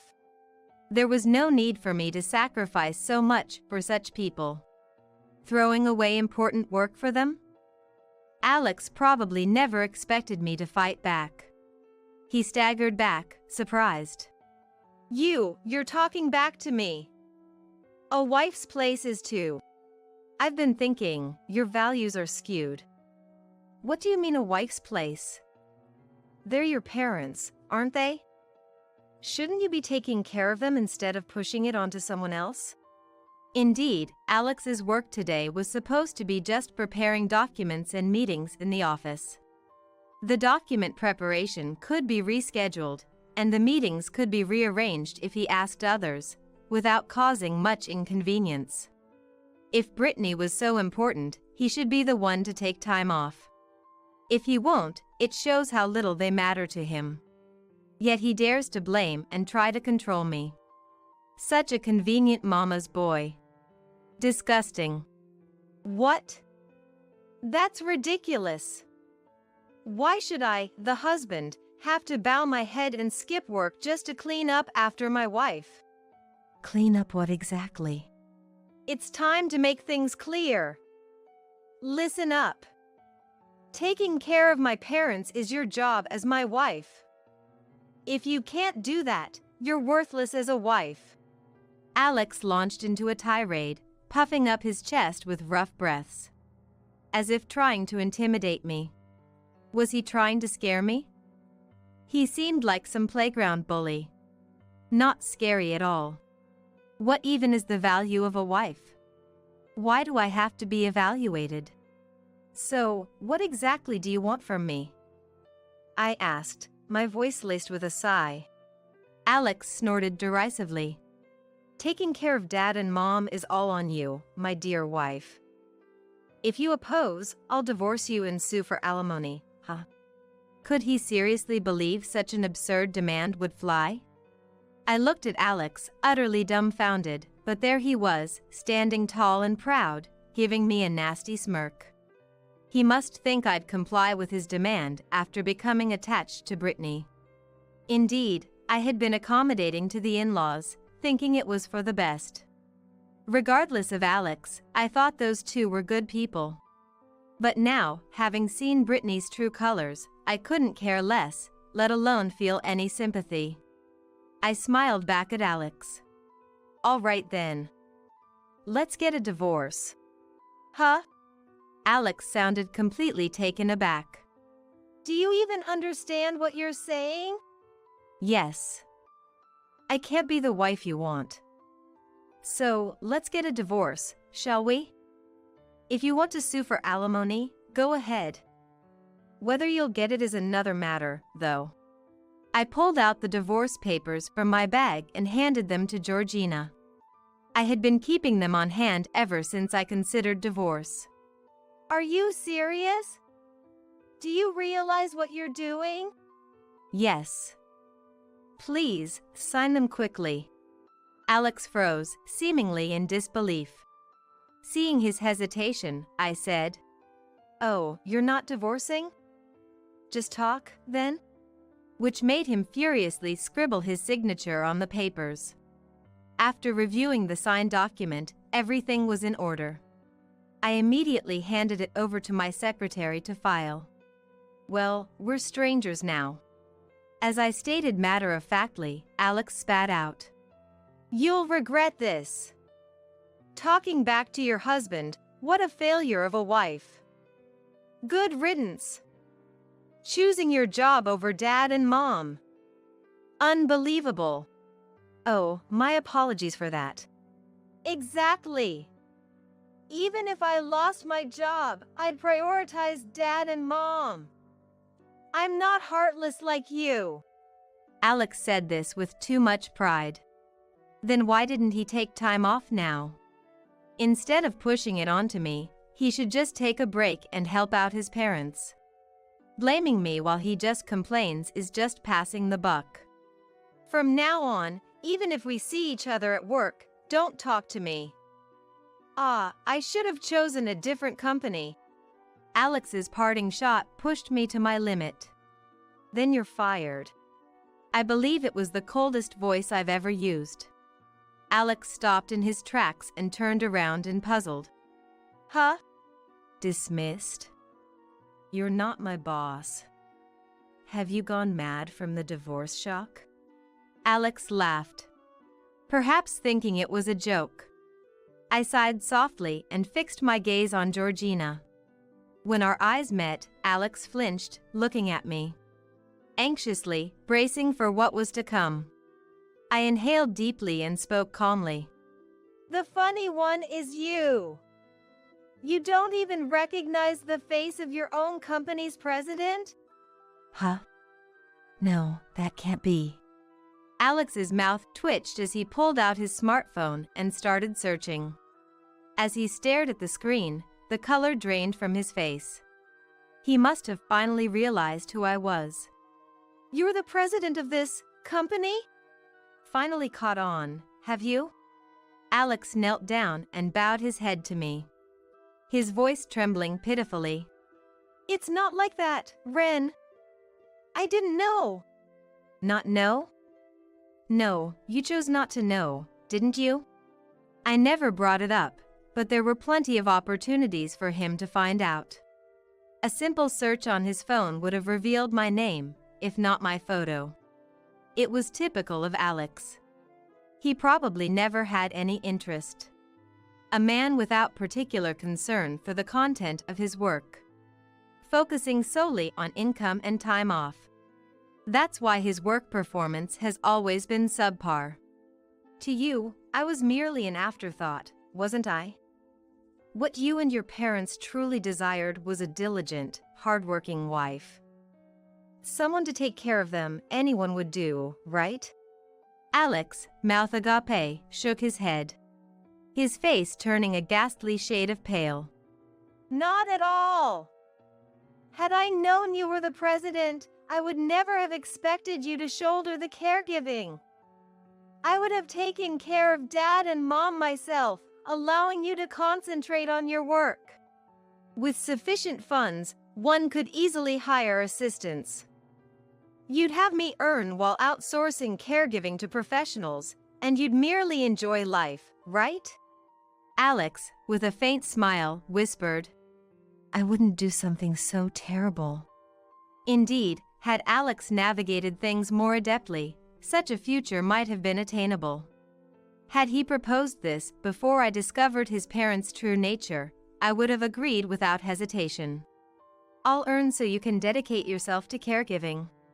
I believe he would have sincerely said that. If Alex and his parents not shown their true colors after marriage, such a future could have been plausible. He squandered that opportunity by his own doing. Alex looked up at me, eyes seemingly moist, with a plea. Please, Ren! Can't we start over? We had good times, didn't we? Let's visit all those places again. True, you always took me to places I never knew. Every place you took me was indeed fun. A glimmer of hope shone in Alex's face. Right? So, if that's the case. However, that was merely you donning a mask to get married. Life with you post-marriage was profoundly disappointing. That is. I wonder if the divorce papers have been processed by now. Well, I must prepare for a meeting. Regarding the dismissal, I'll contact you later. You may leave for today. I packed my belongings, waved flippantly at Alex, and reached for the door. But before I could open it, Alex grasped my left hand. Turning around, I faced Alex's glare. I glared back and simply asked, Anything else? Anything else? This isn't over. Suddenly deciding on a divorce, then revealing you're the president, and now a dismissal. I can't just accept this. It's all too arbitrary on your part. The divorce was initiated by you. You didn't expect me to agree to it. Moreover, you should have properly informed me that you were the president. It appears Alex had planned to use the divorce as leverage to control me. The revelation of my presidency must have been a shock to him. Blaming others and shirking responsibility onto his wife. Such actions are unbecoming of an adult. It's absurd that I had to set everything up for him, yet he never questioned it. He's always lived by blaming others. I'm at a loss for words from sheer disbelief. Alex is grinding his back teeth, seemingly regretting letting go of his financial support, but that's not my concern. Isn't that too self-serving? Blaming me for your lack of planning and ignorance isn't fair, I said, causing Alex's face to flush red as he yelled back in a strained voice. Coward! How can the president of such a large company justify firing an employee for personal gain? That's unacceptable. Such tyranny won't be tolerated. Alex postured as if he had the moral high ground. His thinking is too immature. Always believing he's in the right. Can he not comprehend what's been said? I couldn't help but hold my head in my hands. Seeing me like this, Alex, thinking he had won, smirked triumphantly. See? I hit the nail on the head. Should I bring this to light? You'd be the one in trouble. I'm astounded by your foolishness. If it comes out, you're the one who'll suffer. What are you talking about? I cut Alex off, listing names. General Affairs Hoyt, Sales Gracelyn, Winter, and Accounting's Paisley. Who else was there? When I asked Alex, he began sweating profusely and looking away. What? What are you talking about? You know very well. I just named female employees you've been persistently harassing. They've come to me seeking help. Most employees don't know Alex is my husband. Only my secretary is aware. Among them, I received complaints like, I'm troubled by the constant invitations from sales Alex. At first, I doubted my ears. My own husband was hitting on multiple young female employees. And despite their rejections, he kept coming back. I was mortified and apologetic beyond words. I was just trying to foster camaraderie among employees, Alex defended. By specifically targeting women over a decade younger than you? And inviting them to hotels? What kind of camaraderie were you trying to build? There were messages sent from Alex to these women, undeniable proof. No matter what Alex said, there was no escaping it. You're not only underperforming, but you're also a nuisance to others. It's my job as president to remove those who are detrimental to the company, isn't it? But that's right. And from accounting, there's a report that you might be fudging expenses. what about that? Surely, you wouldn't stoop so low, would you? Alex averted his eyes and fell silent. Regrettably, it seems that was true as well. A mama's boy, a womanizer, and on top of that, a miser. Moreover, to think he caused trouble not just for me but for others too, it's disappointing not just as a husband but as a person. I'm disillusioned by my lack of judgment in not seeing him for what he was. Feeling inept for not having seen through such a person.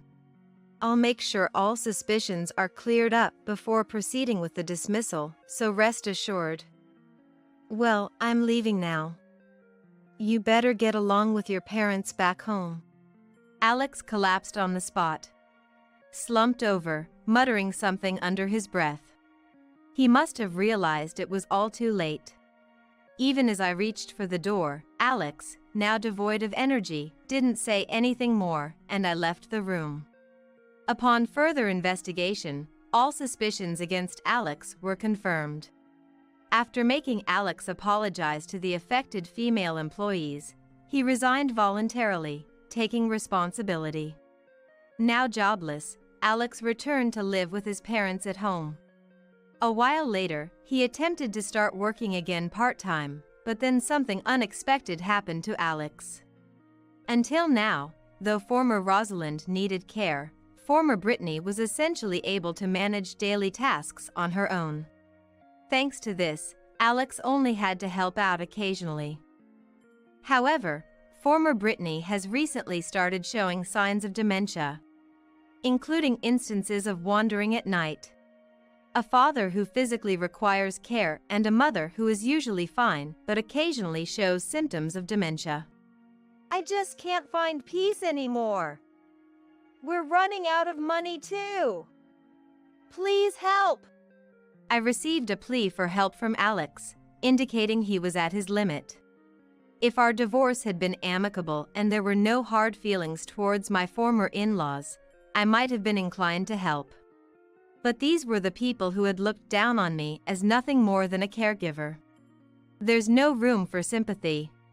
It sounds tough, but I'm afraid I cannot offer any assistance. Furthermore, as we are now strangers, I kindly ask that you refrain from contacting me further. Depending on the situation, I may have to take appropriate actions. After conveying this, I no longer received any messages from Alex. After divorcing Alex, I had decided I was done with marriage and resolved to live alone. However, just when I had settled on this, someone I had known for many years through work confessed his feelings to me. The trauma from Alex made me consider declining, but knowing this person's sincerity from our long acquaintance, I gratefully accepted the offer to start dating.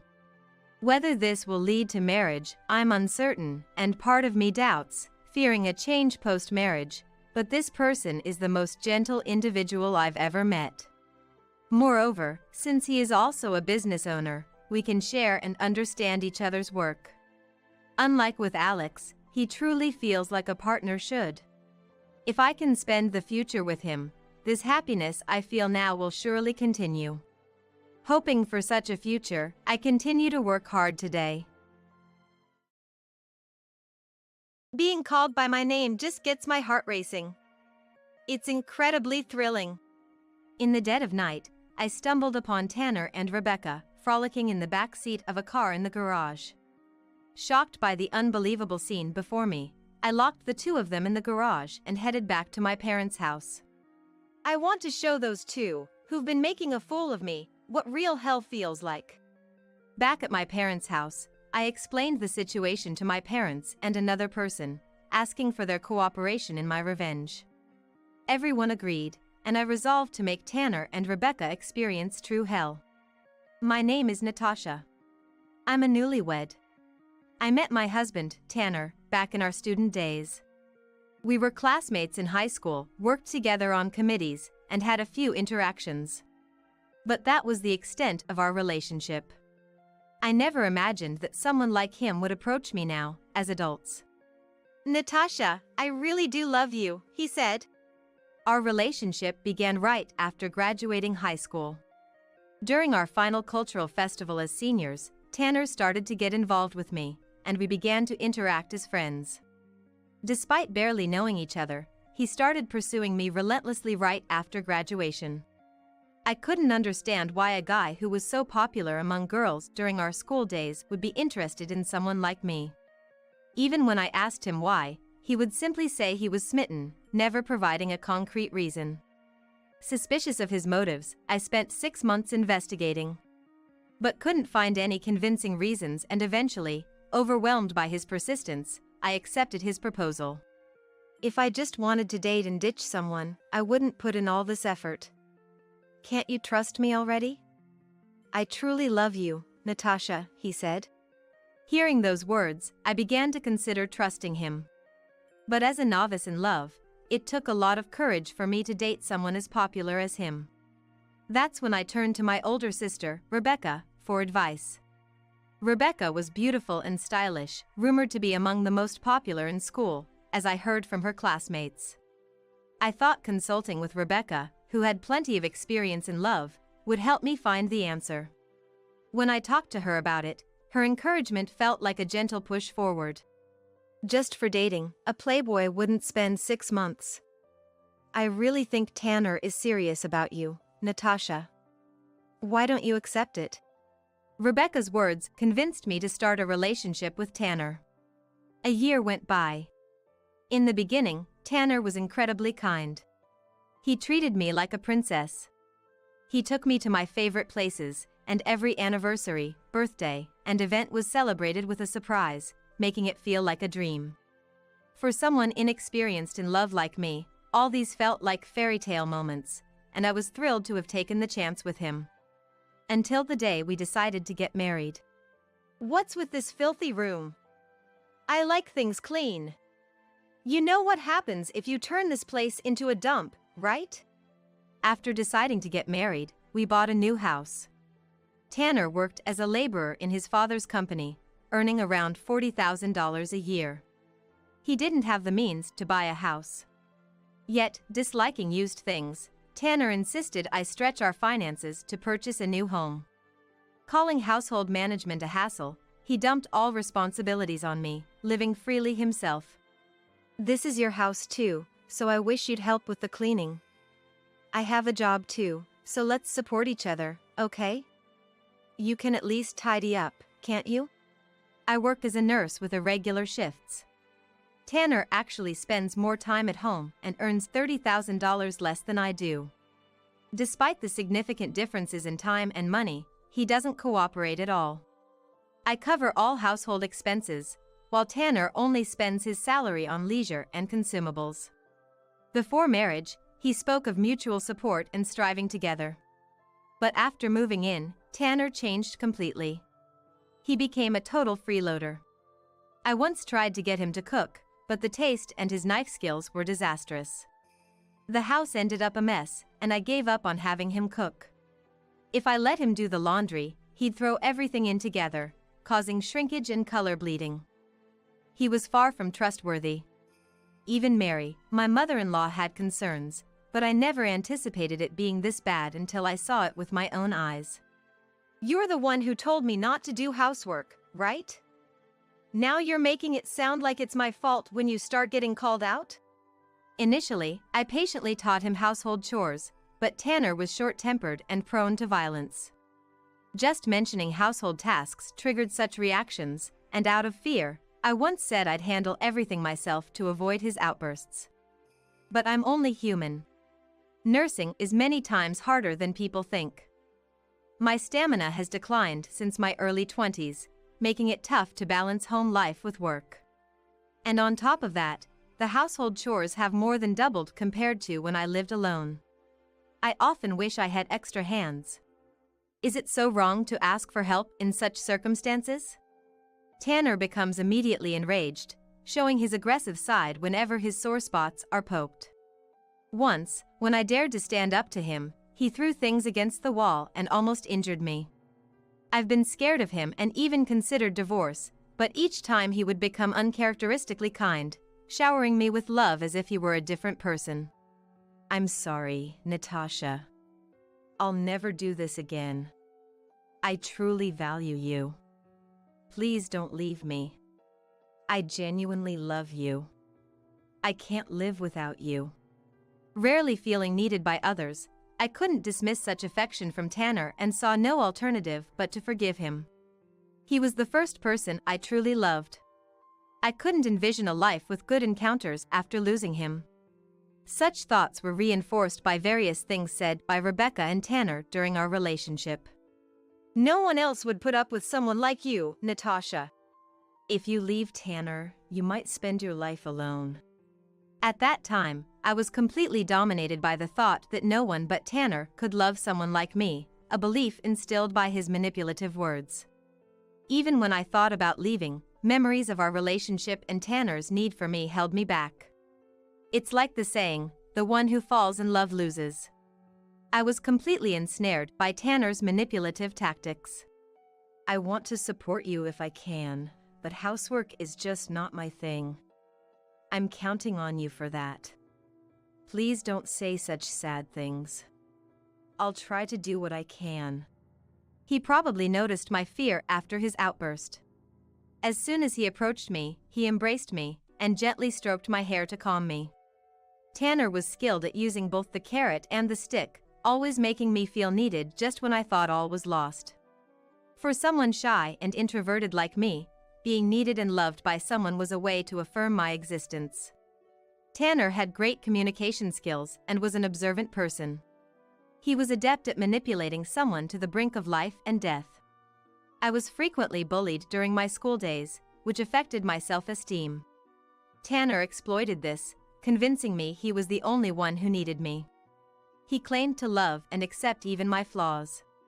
Little did I know at the time, this was all part of his manipulative tactics. To be honest, it never even crossed my mind. Until the day I witnessed that scene. As our first wedding anniversary approached, encouraged by my parents, we decided to have a wedding ceremony with Tanner. Rebecca had her wedding at a garden, but where do you plan to have yours? Maybe a church wedding would be nice? The decision to have a ceremony was partly due to my parents' suggestion. Dad and Mom have always been deeply concerned about me. They know I'm the kind to care for others, sometimes at my own expense, readily sacrificing myself for the sake of others. When I became a nurse, they worried if I could truly handle it. You have a kind heart that tends to overdo things. Remember, it's not good to always put others first. Take care of yourself too. Despite their worries, they were my biggest supporters when I decided to become a nurse. Dad's concern also came to the forefront when it came to my marriage. Usually not one to meddle, Dad for the first time wanted to have a serious talk with Tanner and invited him over. Natasha is our treasure. If anything happens to her, I'll never forgive you. Are you prepared to take care of her? Dad didn't hesitate to intimidate Tanner, who seemed nervous. But Tanner didn't flinch and insisted earnestly that he wanted to marry me. I also want a solemn atmosphere for the wedding, so maybe we should look for a church. I know I've been a burden to Natasha, so I want to make the main event especially wonderful for her. Lost in thought, Tanner's voice brought me back to reality. Seeing Tanner smile sheepishly made my heart race. I never imagined he thought that way. Partly because his words and his everyday actions are so different. I wish he would be more kind on regular days and not just on special occasions. If we could just eat together, watch movies in the living room and laugh, I'd be so happy. Why does Tanner have to say such awful things? Does he really love me? Does he really need me? Having little experience with relationships, I kept wondering if something was wrong with me. Maybe Tanner's lack of desire is because I'm lacking in some way. I must try harder. I convinced myself, suppressing any thoughts of confronting Tanner. Contrary to my feelings, Dad and Mom seemed impressed by Tanner's words, looking at him kindly. You're lucky, Natasha, to marry such a good man. My parents thought Tanner was a good husband. And at that time, so did I. It's true, Natasha is so lucky. She's not good at much besides housework. Are you sure you're not missing anything, Tanner? Rebecca, who happened to be there, sat next to Tanner without hesitation. She flirtatiously placed her hand on Tanner's knee and looked up at him. No. That's not true at all. Rebecca is the opposite of me, sociable and beautiful. She's always fashionable and brand conscious. And thanks to her husband who runs an IT company, she lives a lavish lifestyle. Rebecca often looked down on me, belittling me to elevate herself.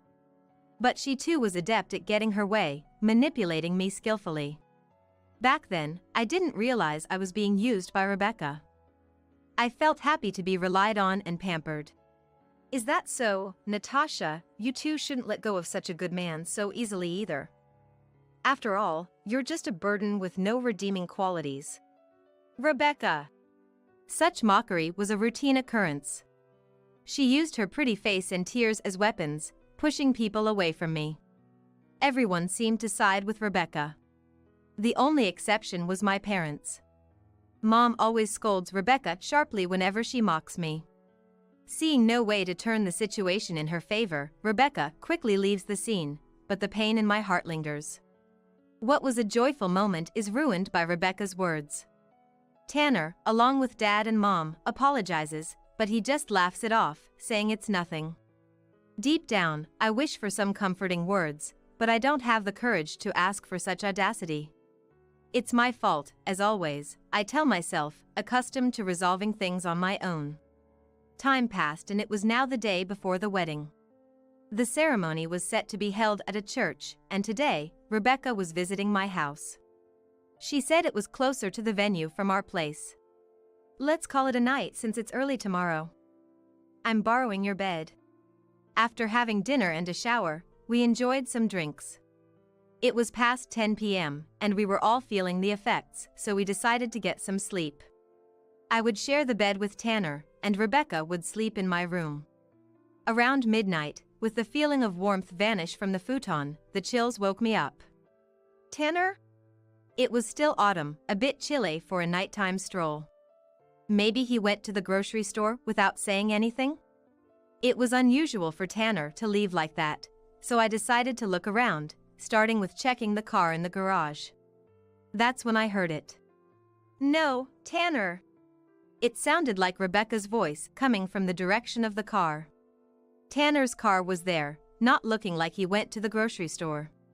Thinking Tanner might be nearby since Rebecca called his name, I walked towards the sound. Being called by my name just gets my heart racing. It's incredibly thrilling. I spotted the two in the back seat, engaged in something. Just as I was about to approach and call out, I witnessed an unbelievable scene. Rebecca, can you keep your voice down?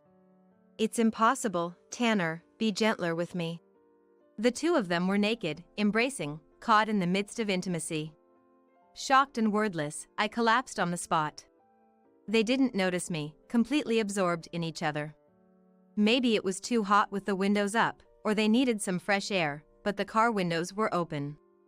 Because of that, Rebecca's sugary voice and Tanner's animal-like breaths were audible. The disturbing sounds filled me with discomfort and nausea, and I crouched down, trying to hold back vomit. What's happening? What are Rebecca and Tanner doing? Is this a dream? Am I having a nightmare? Unable to believe the scene before me, I kept trying to escape reality. Oblivious to my presence, the two continued their act, engrossed in each other. Tanner's desire for Rebecca, something I've never experienced, painfully tore at my heart. And then, from the two of them, I heard words even more horrifying. It's like a dream, to be connected with you like this. You really love me, don't you? You did tell me before that you've admired me since our school days. Rebecca's words, revealing a shocking truth, left me stunned and confused. Were Tanner and Rebecca acquainted since their school days? But how could Tanner have known Rebecca? When I saw you at the cultural festival, you were just too dazzling. I used Natasha to get close to you. When I heard you were married, I couldn't hide my shock. Tanner's words brought back a memory. On the day of the high school festival, Rebecca, who was hunting for boys, visited my class's booth. There, as I played the role of a waitress in a cafe, being teased and mocked by Rebecca, Tanner had fallen for her at first sight. Learning that Tanner had targeted me for use since those days brought tears welling up in my eyes. But now, I'm connected with you like this. When you approached me, it felt like a dream. And to suggest something so wicked, you really are someone not to be underestimated. Hearing this, my astonishment was apparent. Their relationship started with Rebecca seducing Tanner, who knew he had feelings for her. To be with the married Rebecca, Tanner had to marry me, become part of the family, and not arouse suspicion. Rebecca's husband, Scott, often traveled for work and was rarely at home. Becoming relatives with Rebecca, who was nearly free, meant their relationship would raise fewer suspicions. They reflected on the past, discussing their actions. Hearing this unbelievable truth, I quietly moved away from the scene. Unable to contain my tears, I ran to the entrance, weeping, and collapsed once I closed the door. I can't believe that they had been using me all along. And how they thought of me in such a way. It was unforgivable, absolutely unforgivable. Love turned into rage and hatred, and I, holding the keys, headed to the garage where the two of them were. The garage was secured with a shutter, and the entrance was the only way in or out. By the time I returned, both were exhausted, quietly sleeping in the back seat. Perhaps they never thought I would find out. With a sigh at their foolish actions, I slowly closed the shutter and locked it. Then, I headed to my parents' house, not far from here, and poured my heart out to Dad and Mom. What's wrong, Natasha? At this hour? And your clothes? Arriving in my pajamas, Dad was taken aback with his eyes wide. Mom, concerned, immediately let me into the house. Both were somehow awake, which made me wonder. It was unusual for them, with their regular lives, to be up at this time. Had something happened? With that question in mind, I stepped inside only to find Scott, of all people, sitting on the sofa. Good evening, Natasha. What's going on? Why are you dressed like that? Did something happen? Scott was indeed sincere and a gentleman. Too good for Rebecca, he too must have been deceived into marrying her. As I hesitated about whether to share the day's events, Scott seemed to sense something and spoke up. Did you hear it too? Scott asked. At that moment, my eyes widened in shock. Hear what? This. Scott said, pulling out a recording device. The voices I heard from it left me speechless. So bold to suggest something so wicked, you really are not to be underestimated. It was a recording of the very conversation I had overheard between Tanner and Rebecca. How do you have this? My voice rose in surprise, and I was visibly shaken. Scott, looking uncomfortable, started explaining. Rebecca had been reckless with money and men. He found out 3 months ago when someone from his company reported seeing Tanner and Rebecca entering a hotel. After discovering the affair, Scott hired a private investigator to gather evidence of their infidelity. Today, knowing Rebecca was visiting my house, the investigator intensely monitored her, capturing this recording. At first, I thought if money could make up for my absence and make Rebecca happy, I'd stay out of it. But when Tanner got involved, it was a different story. I couldn't stand it, knowing how much you cared for him. Scott had always cared for me like a real big brother. And he couldn't bear to see me hurt because of them. Just knowing how he cared was a relief to my heart. I was collecting evidence against Rebecca to confront her for a divorce. I got the decisive evidence today and came to discuss it with your parents. Turning to Dad and Mom, I saw them looking distressed. Dad was even apologizing profoundly to Scott. I'm sorry. For Rebecca to do such a thing. We're deeply ashamed as parents. We know an apology won't make up for it. Please, do whatever you feel is necessary to find peace. Watching Mom cry and apologize, my heart ached. Please, lift your heads. It's not your fault. Those who used Natasha and committed these acts are the ones to blame. Though Scott must be hurting too, he remained composed and comforted my parents. After calming them down, he turned to me. Natasha, what are your wishes? I'm fine as long as I can sever ties with Rebecca. But you must want more than that. Yes. My wife seduced your husband. I bear some responsibility. I want to support you fully, so you can find closure. Empowered by his resolute gaze, I declared my desire for revenge. I want to show those two who belittled me what true hell feels like. Overwhelmed with anger and frustration, I let my tears flow freely. Looking up at Scott, I voiced my true feelings for the first time. I want them to taste despair. Leave the financial aspect to me. I'll do everything I can. What do you want to do with those two? Hearing Scott's words, I candidly voiced a plan that had come to mind. I have to say I was surprised at how quickly such a daunting idea had occurred to me. Scott, Dad, and Mom all agreed to cooperate upon hearing it. And so, our family's revenge plan commenced. Natasha! What were you thinking? How dare you lock us up like that? 2 days later, Tanner and Rebecca, finally escaping from the shutter, showed up at my parents' house. They were still in the same clothes from 3 days ago, likely not having showered. Their clothes were wrinkled and faintly sour-smelling. Rebecca's makeup was ruined, her face and attire a mess. Who do you think is responsible for being locked up like that? I calmly responded at the entrance. But my response seemed to infuriate them even more. Shut up! You think you can talk down to me like that, huh? How could you lock us up and leave us for 2 days? If it weren't for the service guy, who knows what could have happened to us? When we went back home, we found strangers and they showed us some contract and told it wasn't our house anymore. What's going on? Explain yourself. The truth was, with Scott's help, that garage was set to be demolished. Since the house also belonged to me, while they were locked up, I moved all the essentials to our family home. The house is now being rented out to an acquaintance. It was designed considering eventual cohabitation with our parents, so it found a tenant quickly due to its excellent accessibility. Tanner's belongings were haphazardly packed into bags and sent to his parents' house. With the people Scott brought in, the work was done swiftly and efficiently. The noise and the stink, give me a break. Just hearing those screams in the morning is enough to stress me out. I grimaced in disgust at their state. Tanner, unable to tolerate my expression, lunged at me. But Scott appeared and grabbed his arm, protecting me. Scott! You two really are despicable. A man who dares to raise his hand against a woman. What kind of character do you have? Aren't you ashamed? Why is Scott here, and even Mom and Dad? It's our family home, so naturally, Dad and Mom would be there.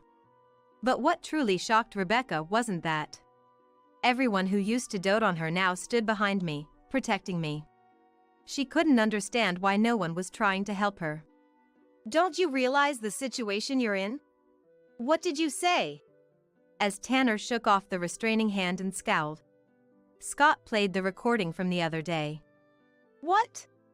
We were being bugged. But how, where?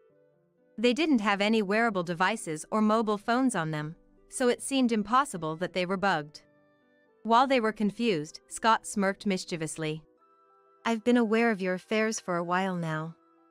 That's why I hired an investigator to gather decisive evidence of your infidelity. Upon hearing Scott's words, Rebecca's face turned pale. She thought her affairs had gone unnoticed, never imagining she was under investigation. Overwhelmed by the professionalism of the investigators, Rebecca was speechless, as if engulfed in darkness. Never thought you'd provide such conclusive evidence. I was so surprised, I laughed, Scott said. That's a crime. Yeah. If we report this to the police. Do you two have any evidence of that? Scott countered. Their attempts to intimidate Scott were futile. His firm stance showing no fear and words sounding like he was about to hunt them down caused Tanner and Rebecca to falter. If you two, who are financially inferior to me, want to hire a lawyer and go to court, I'm more than ready. If I say I just happened to encounter you and recorded it, it doesn't prove I hired an investigator. If you want to challenge me, gather evidence that could defeat me first. Indeed, a savvy businessperson. His quick thinking is extraordinary. The two, unable to respond, switched their target to me. What about you locking us up? That's a serious crime. Do you have proof? What? Stunned by the question, Tanner was at a loss for words. Now it was my turn to corner them. There's no evidence that I locked you up, but there's proof of your affair on the garage's security cameras. I bet they captured some unsightly footage of you two getting into the car and doing indecent things. Hearing this, the color drained from their faces, and they began to back away in fear. I believed your words for years, thinking you truly cared for me. But it was all an act, just to connect with Rebecca and cheat on me. No, it's not like that. Natasha, please forgive me. I really love and no one else. Me too. What happened with Tanner was just a momentary lapse, nothing serious. I swear it's true. Please believe me, forgive me, Scott. Realizing their disadvantage, the two abruptly changed their tone and started apologizing. They were clinging to our feet, weeping and pleading for forgiveness in their disgraceful state. Let go. What? I said let go. I yelled at Tanner, and Scott shook Rebecca off. Why would anyone forgive you too? No matter what happens, I will never forgive you. No matter how much you apologize or beg, I will never forgive you. Rot in hell with your regrets. With an anger never shown before, the two were thoroughly intimidated and fled the house. Dad and Mom, who had been watching worriedly, came to comfort me, and Scott gently stroked my hair, saying I did well. At that moment, overwhelmed with relief, I broke down in tears. The harrowing days I endured felt like hell itself. Clinging to memories, I tried to endure, but I was reaching my limit. Before breaking down, I managed to end that life, and the feeling of liberation made my emotions erupt. Thus, I successfully executed my revenge on Rebecca and Tanner. They fled to Tanner's parents' house, but as I had already explained the situation, they were denied entry and turned away. Moreover, due to their misconduct, John, my father-in-law, refused to employ him any longer. Tanner was already problematic at the company, so it didn't take long for him to be disowned, as I learned later. Rebecca and Scott soon divorced. Despite Rebecca's pleas until the end, she lacked the financial means to contest the divorce settlement and had no choice but to accept Scott's terms. Naturally, Tanner and Rebecca were charged a significant sum for compensation, considering the cancellation of the wedding and all the preparations that were ruined. Thanks to Scott hiring an excellent lawyer, we managed to make the two sign an agreement ensuring they'd pay up, and now they are both working desperately to fulfill it. I explained the situation to everyone who was supposed to attend the wedding. They were all disillusioned but supportive, offering understanding and assistance. I also made sure to explain the situation to the neighbors when the two were locked in the shutter for 2 days. I didn't want any commotion or the police getting involved, which would jeopardize the plan. Being well liked by the neighbors and Rebecca being known as the unpleasant sister who always looked down on me, everyone sided with me. As a result, Tanner and Rebecca are now viewed coldly by everyone. Once living a lavish life, they now lead a life of poverty, struggling daily, considerably thinner, as I've heard from friends. 4 years have passed since the incident. I'm devoted to my work, and Scott is also busy with his own. Dad and Mom are living fulfilling days, supporting my life and career. They even encourage me to find happiness when I meet the right person, motivating me to look forward. Hoping to make them proud, I'm also investing in self-improvement. Mom and Dad are taking me overseas. This is just going to be luggage, so I'll leave this behind with you. It might be hard for you, but it's a good way to kill time, right? Kristen said with a smirk, implying her superiority to Sophia. Kelly, who married into an elite family, always boasted about her daughter Kristen. On the other hand, my family, with Sophia the same age as Kristen, come from a normal family. Influenced by Kelly, Kristen grew up flaunting her financial comfort and academic excellence, always emphasizing how different she was from Sophia. For Sophia too, this summer vacation is crucial, as she's preparing for college entrance exams. Kristen, caught up in her own excitement, left a pile of school assignments at our house and went off to her overseas trip. However, Sophia, the recipient of Kristen's spite, decides to take action. My name is Mary. I'm a working mother in a regular household, with my daughter Sophia facing exams this year. Every morning, I make breakfast, wake up Sophia and my husband Harold, hand them their lunches, and we all head out. Life was supposed to continue like this, day after day. But it quickly changed. Now, my life is filled with struggles. It's because of my sister-in-law Kelly, married to Adam, who works in a globally expanding company. Kelly, who married a rich, and her daughter Kristen, have become a source of stress. Sophia and Kristen, being the same age, were inseparable like twins during their childhood. Living not far from each other's homes, family gatherings, especially during long vacations, meant they were always together. But as Kristen started attending various classes and tutoring, their playtime significantly reduced. Gradually, we lost touch with Kelly's family, and by the time we met again, Kristen, maintaining top grades at a prestigious private school, had become Kelly's pride. In Adam's absence due to frequent business trips, Kelly enjoyed her life as an elegant housewife.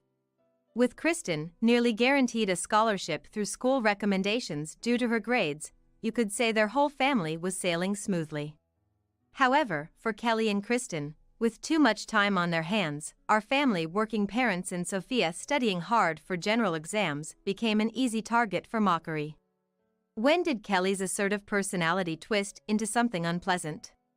Her straightforward and cool attitude was lost, replaced with sending us unpleasant, boastful messages. It wouldn't matter if I was the only target. But on weekends, they started visiting, ostensibly to play with us.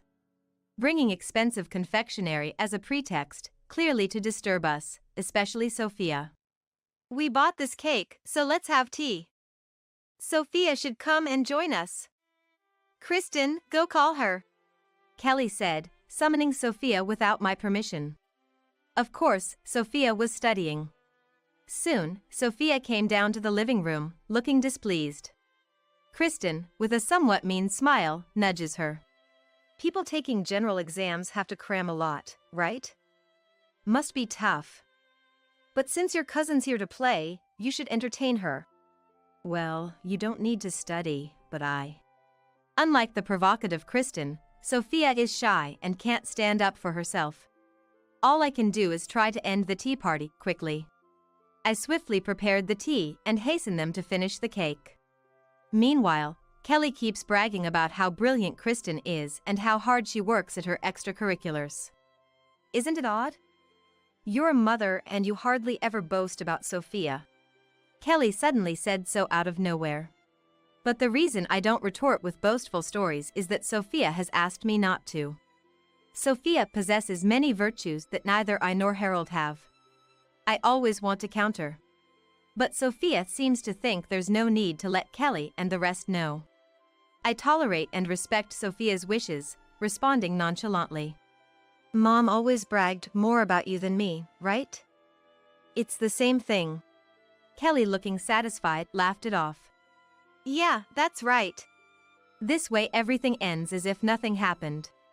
Yes, our parents also favored Kelly over me, always showing more enthusiasm and expectation for her. They sided with Kelly, who married the elite Adam, all the time. I could tolerate that, but what really got to me was how they constantly compared the grandchildren, always praising Kristen. I was utterly fed up with our parents' attitude. Despite feeling a strong irritation inside, I had to endure it for Sophia's sake, day after day. Then, the children's summer vacation arrived. But with it came turmoil. Kelly's family was preparing for a month-long trip abroad. Since they seemed to be unconcerned with academic studies, we had been hearing about their proud travel plans every week. We thought about taking a trip ourselves, but Sophia was determined. Without Kristen around, I'll be able to study in peace. So, we dropped our plans. However, just before their departure, Kelly's family showed up at our house with a pile of assignments. Kelly, what is all this? Summer homework, of course. I faced them, feeling a mix of surprise and bewilderment. The massive amount of assignments covering our table was obviously from Kristen's school. We're leaving soon, right? These would just be extra luggage, and Kristen doesn't have time for such tedious stuff, so we thought we'd leave it to Sophia. Yeah, it might be a bit tough for you, but give it your best shot. Sophia and I were both stunned. Kelly and her family wore smug smiles. They didn't even try to hide their condescending looks. But did they realize how absurd their words were? I have my own assignments, and summer courses too. For a student facing exams, there's no time to waste on trivial things. Sophia's dream school is highly competitive. She couldn't possibly spare time for Kristen's work on top of her own studies and summer courses. Sophia tried to speak up, but Kelly cut her off. It's Sophia's last summer in high school too, so I originally said no to this plan, you know. But you guys aren't going anywhere, right? Unlike our Adam, traveling must be hard for you guys. Kristen joined in with a spiteful look at Sophia. My school's on high level, so I'm not sure if Sophia can handle it, but it's a good study opportunity, right? After their carefree remarks, they left the blank assignments and departed for their trip. Adam probably didn't know about this. He's been away for work, leaving before the summer break. Without the fair and serious Adam around, they brazenly dumped this on us. I tried talking to our parents about Kelly's outrageous behavior, but they still sided with her, making me furious. You need to study anyways, so just do it. Kristen is giving you this chance, which makes her the better child. Sophia's not trying hard enough. Instead of complaining, why doesn't she just study quietly? My mom said so selfishly. With Dad always agreeing with her, I realized I couldn't expect anything from our parents. Dejected, I gave up on consulting them. Sophia not getting a recommendation was largely due to her reserved nature. Those selected for recommendation slots were active in student council, clubs, and had outstanding grades. Sophia, being shy, always found it challenging.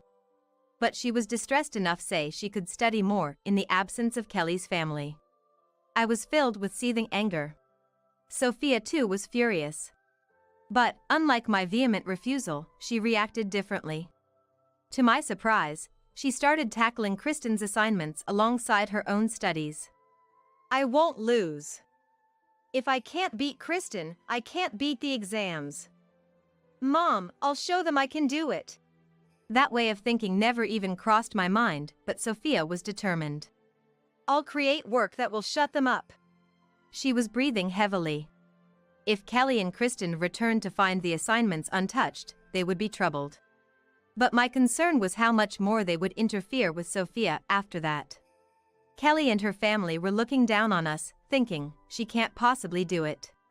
Well, then, we just had to surpass their expectations. Next time we're asked for something, we can just say, we're going to refuse, since we already completed that massive load of summer homework. Impressed by Sophia's positive attitude, I changed my mindset. No longer just enduring, but ready to fight back boldly, that was the only way to win against Kelly and her family. I confessed everything to Harold and persuaded him to join us as a family in tackling the tasks. Sophia and I were more than ready, but Harold, preferring to think it over, called it a day. However, within 2 days, Harold came up with a summer vacation schedule to get through the assignments. He planned not only the homework but also divided household chores among the 3 of us, set days to check progress, and even ensured Sophia had time for her own studies. He thought of everything, including breaks from the study-heavy routine. We were amazed at the precision of his hastily made plan. Dad, you're actually amazing? Sophia asked innocently. Harold with a bashful smile replied. It's what I do every day at work. Though he seemed modest, he was the best leader for Sophia and I. As a result of our family's united effort, we finished the assignments perfectly and ahead of schedule. Sophia was able to focus on her studies, and her mock exam scores improved significantly. I was relieved to see her gaining confidence. Harold, in a great mood, picked up one particular assignment for a final check. This French essay is outstanding. With this, you and I could go back to college.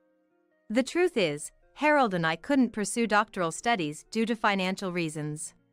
Working on this reminded us of the French literature seminar room where we first met. That was how hard we were tackling the assignments. Studying and researching really was fascinating. So fascinating that it made me worry that Kristen, who considers such things as troublesome, might miss out on this joy. Right before summer vacation ended, Kelly's family returned. They collected the assignments without much inspection, seemingly satisfied that they were just done. Their own stories seemed far more important to them. Then, a few days into the new term, an unusually cheerful Kelly and her family visited. Apparently, some of the assignments were exceptionally good, earning praise from teachers. Kelly and Kristen were proud, despite having no part in the work. And the French essay. Next week, it will be presented as an outstanding piece in front of everyone. Which reminds me, didn't you and Harold major in French literature or something? Seems like it didn't lead to great job prospects. Anyways, since it's Kristen's assignment, she'll be the one receiving the accolades. Kelly probably enjoyed thinking we were desperately working on just a child's homework. Kristen could hardly contain her mocking laughter, delighted with the bonus recognition. Later, Kelly sent us a photo of Kristen holding the award certificate, but I just replied, "Congratulations," and deleted the picture. However, trouble arose the following month. In the middle of the night, an enraged Kelly barged into our house. Kristen crying beside her. Hey Mary! Write that French thing again. You did it once, so you can do it. What? At this ungodly hour? You're asking for French. As I tried to calm down the frantic Kelly at the front door, Harold and Sophia woke up. The French essay from the summer vacation, which earned Kristen the recognition, was selected for a presentation at the cultural festival. She accepted, thinking it was just a reading, but then was told to submit a new essay for another competition. Kristen struggles with French, even simple compositions are hard for her. So she thought, I'll just have Sophia write it again. And imposed a deadline on Sophia without her consent. But Sophia ignored the new French essay request. The unity during summer vacation had grown into a big confidence boost for her, strengthening her trust in the family. Today, just before the festival, Sophia finally responded to Kristen, who was angrily pressing for the deadline. I didn't write the summer vacation essay, so I don't know. Why don't you ask Mom and the others? Kristen, always hiding behind Kelly, was essentially a timid and mean-spirited girl. She couldn't say anything directly to us. Sophia was unusually cold to her, and in a panic, she thought of consulting Kelly, but unfortunately, she was out at a mom friend's party and didn't get home until very late at night. When Kelly got home, Kristen was waiting and crying, confessing about the essay. Kelly, who had no intention of going to the cultural festival, calling it child's play, was therefore uninformed and shocked. Without caring that it was midnight, she rushed over to our house in a panic. So, it's about that French essay. Make a new one, please. Poor Kristen, she's been deceived by Sophia. It seemed that was the situation. Honestly, I was surprised at Kelly's audacity to leave such a big problem entirely up to us.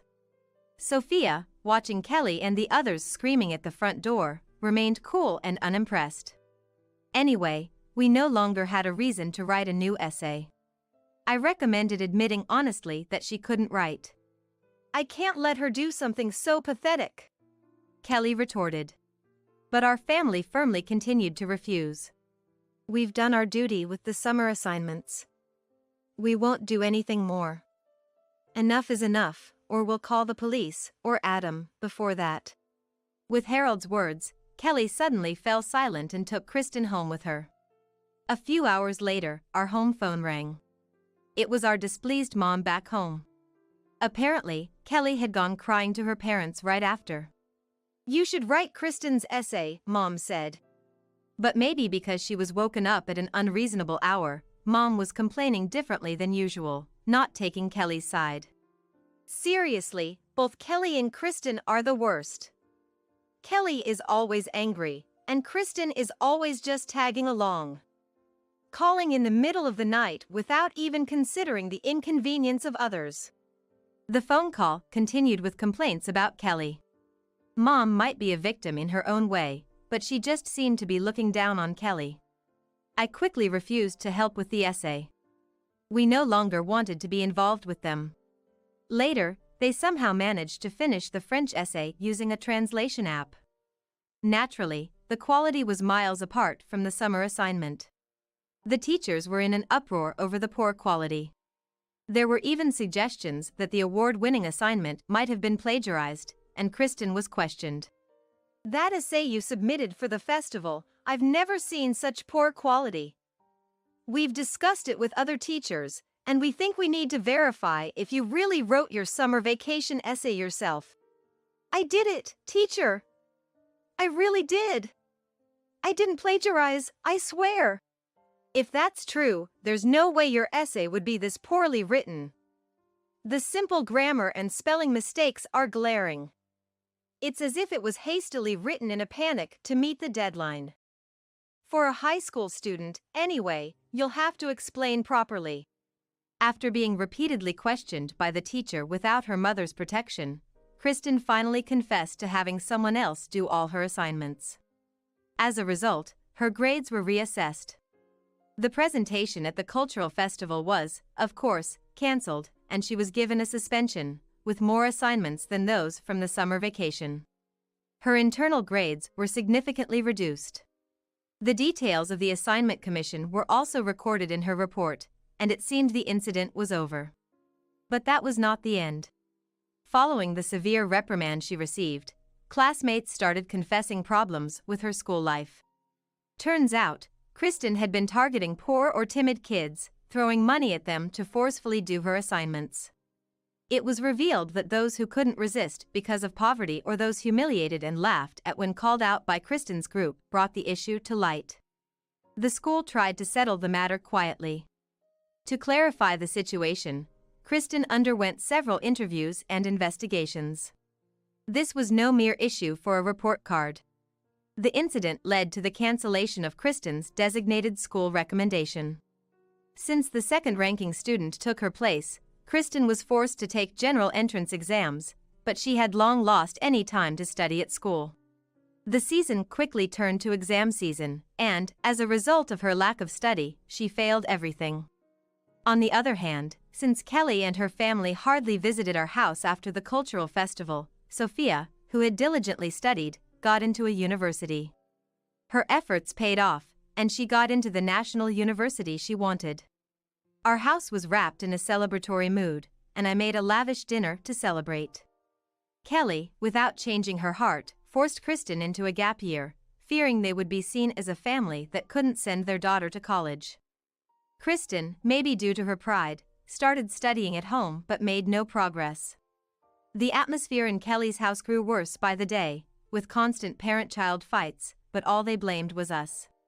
Adam finally became suspicious of Kristen's attitude, which seemed to target Sophia excessively. He was completely unaware of the incident Kristen had caused at school. But once it was revealed, Adam was deeply shocked. "I can't believe it.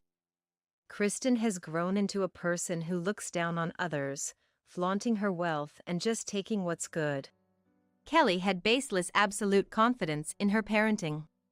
Adam trusted her, but it was Kristen who had caused an incident involving the school and several classmates. Desperate, he tried to convince them to at least apologize to our family, but their pride got in the way, and they refused. They wouldn't bow their heads, and instead, kept trying to put the blame on us. Adam, hearing bad things about us every day, came to despise his wife and child from the bottom of his heart and eventually decided to divorce. Kelly and Kristen, kicked out of their luxurious house, decided to return to their parents' home. Kelly thought they would be welcomed since they brought cute Kristen, but things didn't go as she planned. Our parents, who always supported her, started treating Kristen almost like a jinx because of the multiple problems she caused. And their attitude changed drastically. They had always been harsh on Sophia but now turned to her with kind voices, desperately trying to please her. They even tried to send her expensive gifts. This confused both me and Sophia. For your successful admission, how about we buy you a luxury brand bag? You've worked so hard, you deserve all the luxury. Yeah, unlike Kristen, it's okay if it's a bit expensive, tell your grandpa what you want. Their parents praised Sophia and disparaged Kristen. Sophia had long lost her affection for her grandparents and wouldn't be appeased with a brand bag. Neither me nor Sophia wanted to get back at Kelly and her family for what they had done. We didn't want to look down on them, so we refused the gift even if it was for celebration. Why were our parents trying to please us? It seemed to be related to Kelly and her family coming back. Kelly's back, right? We want you to help her. For the family. You know, we're getting old, and there are household chores. My mother hesitated on purpose. They couldn't handle Kelly and her family, so they were calling us to take care of them. But we had long lost any desire to see Kelly and her family's faces. Not just me, but my whole family refused and didn't step into my parents' house. Moreover, we had no intention of visiting them anymore. To my parents, who were desperately trying to please us at our front door, Sophia smiled back and said, "We're moving. We're not coming back to this town, so take care of Kristen and her family. I have university, so please don't bother us anymore. Goodbye." What? Our parents could only stand there with mouths agape. Yes, we had decided to move altogether after that summer vacation, regardless of the exam results. And so, we cut ties with my parents and Kelly's family and headed to a new town. The ones left behind are reportedly fighting every day at my parents' house. Since the divorce with Adam was finalized, their living standards plummeted, and Kelly, with no face to show to her mom friends, became increasingly reclusive. Without jobs, the mother and the daughter blamed each other in a nasty fight, causing uproar with my parents almost every day. As for us, we are expanding our social circle smoothly at the new place. Sophia studies seriously at the university, immersing herself in seminar research. She has made new friends in addition to her high school ones and looks happy going to the university every day. It was a year of mostly studying, but now Sophia has grown enough to balance both study and play. I hope she goes out more from now on. Although the moving expenses were a bit of a burden, we have enough savings for her to choose her favorite path. The unreasonable task of the summer vacation assignment was an absurd incident, but someday we'll be able to laugh about it, saying, "Remember when that happened?" By then, we'll remember not the malicious faces of Kelly and her family, but the unity and effort of our own family.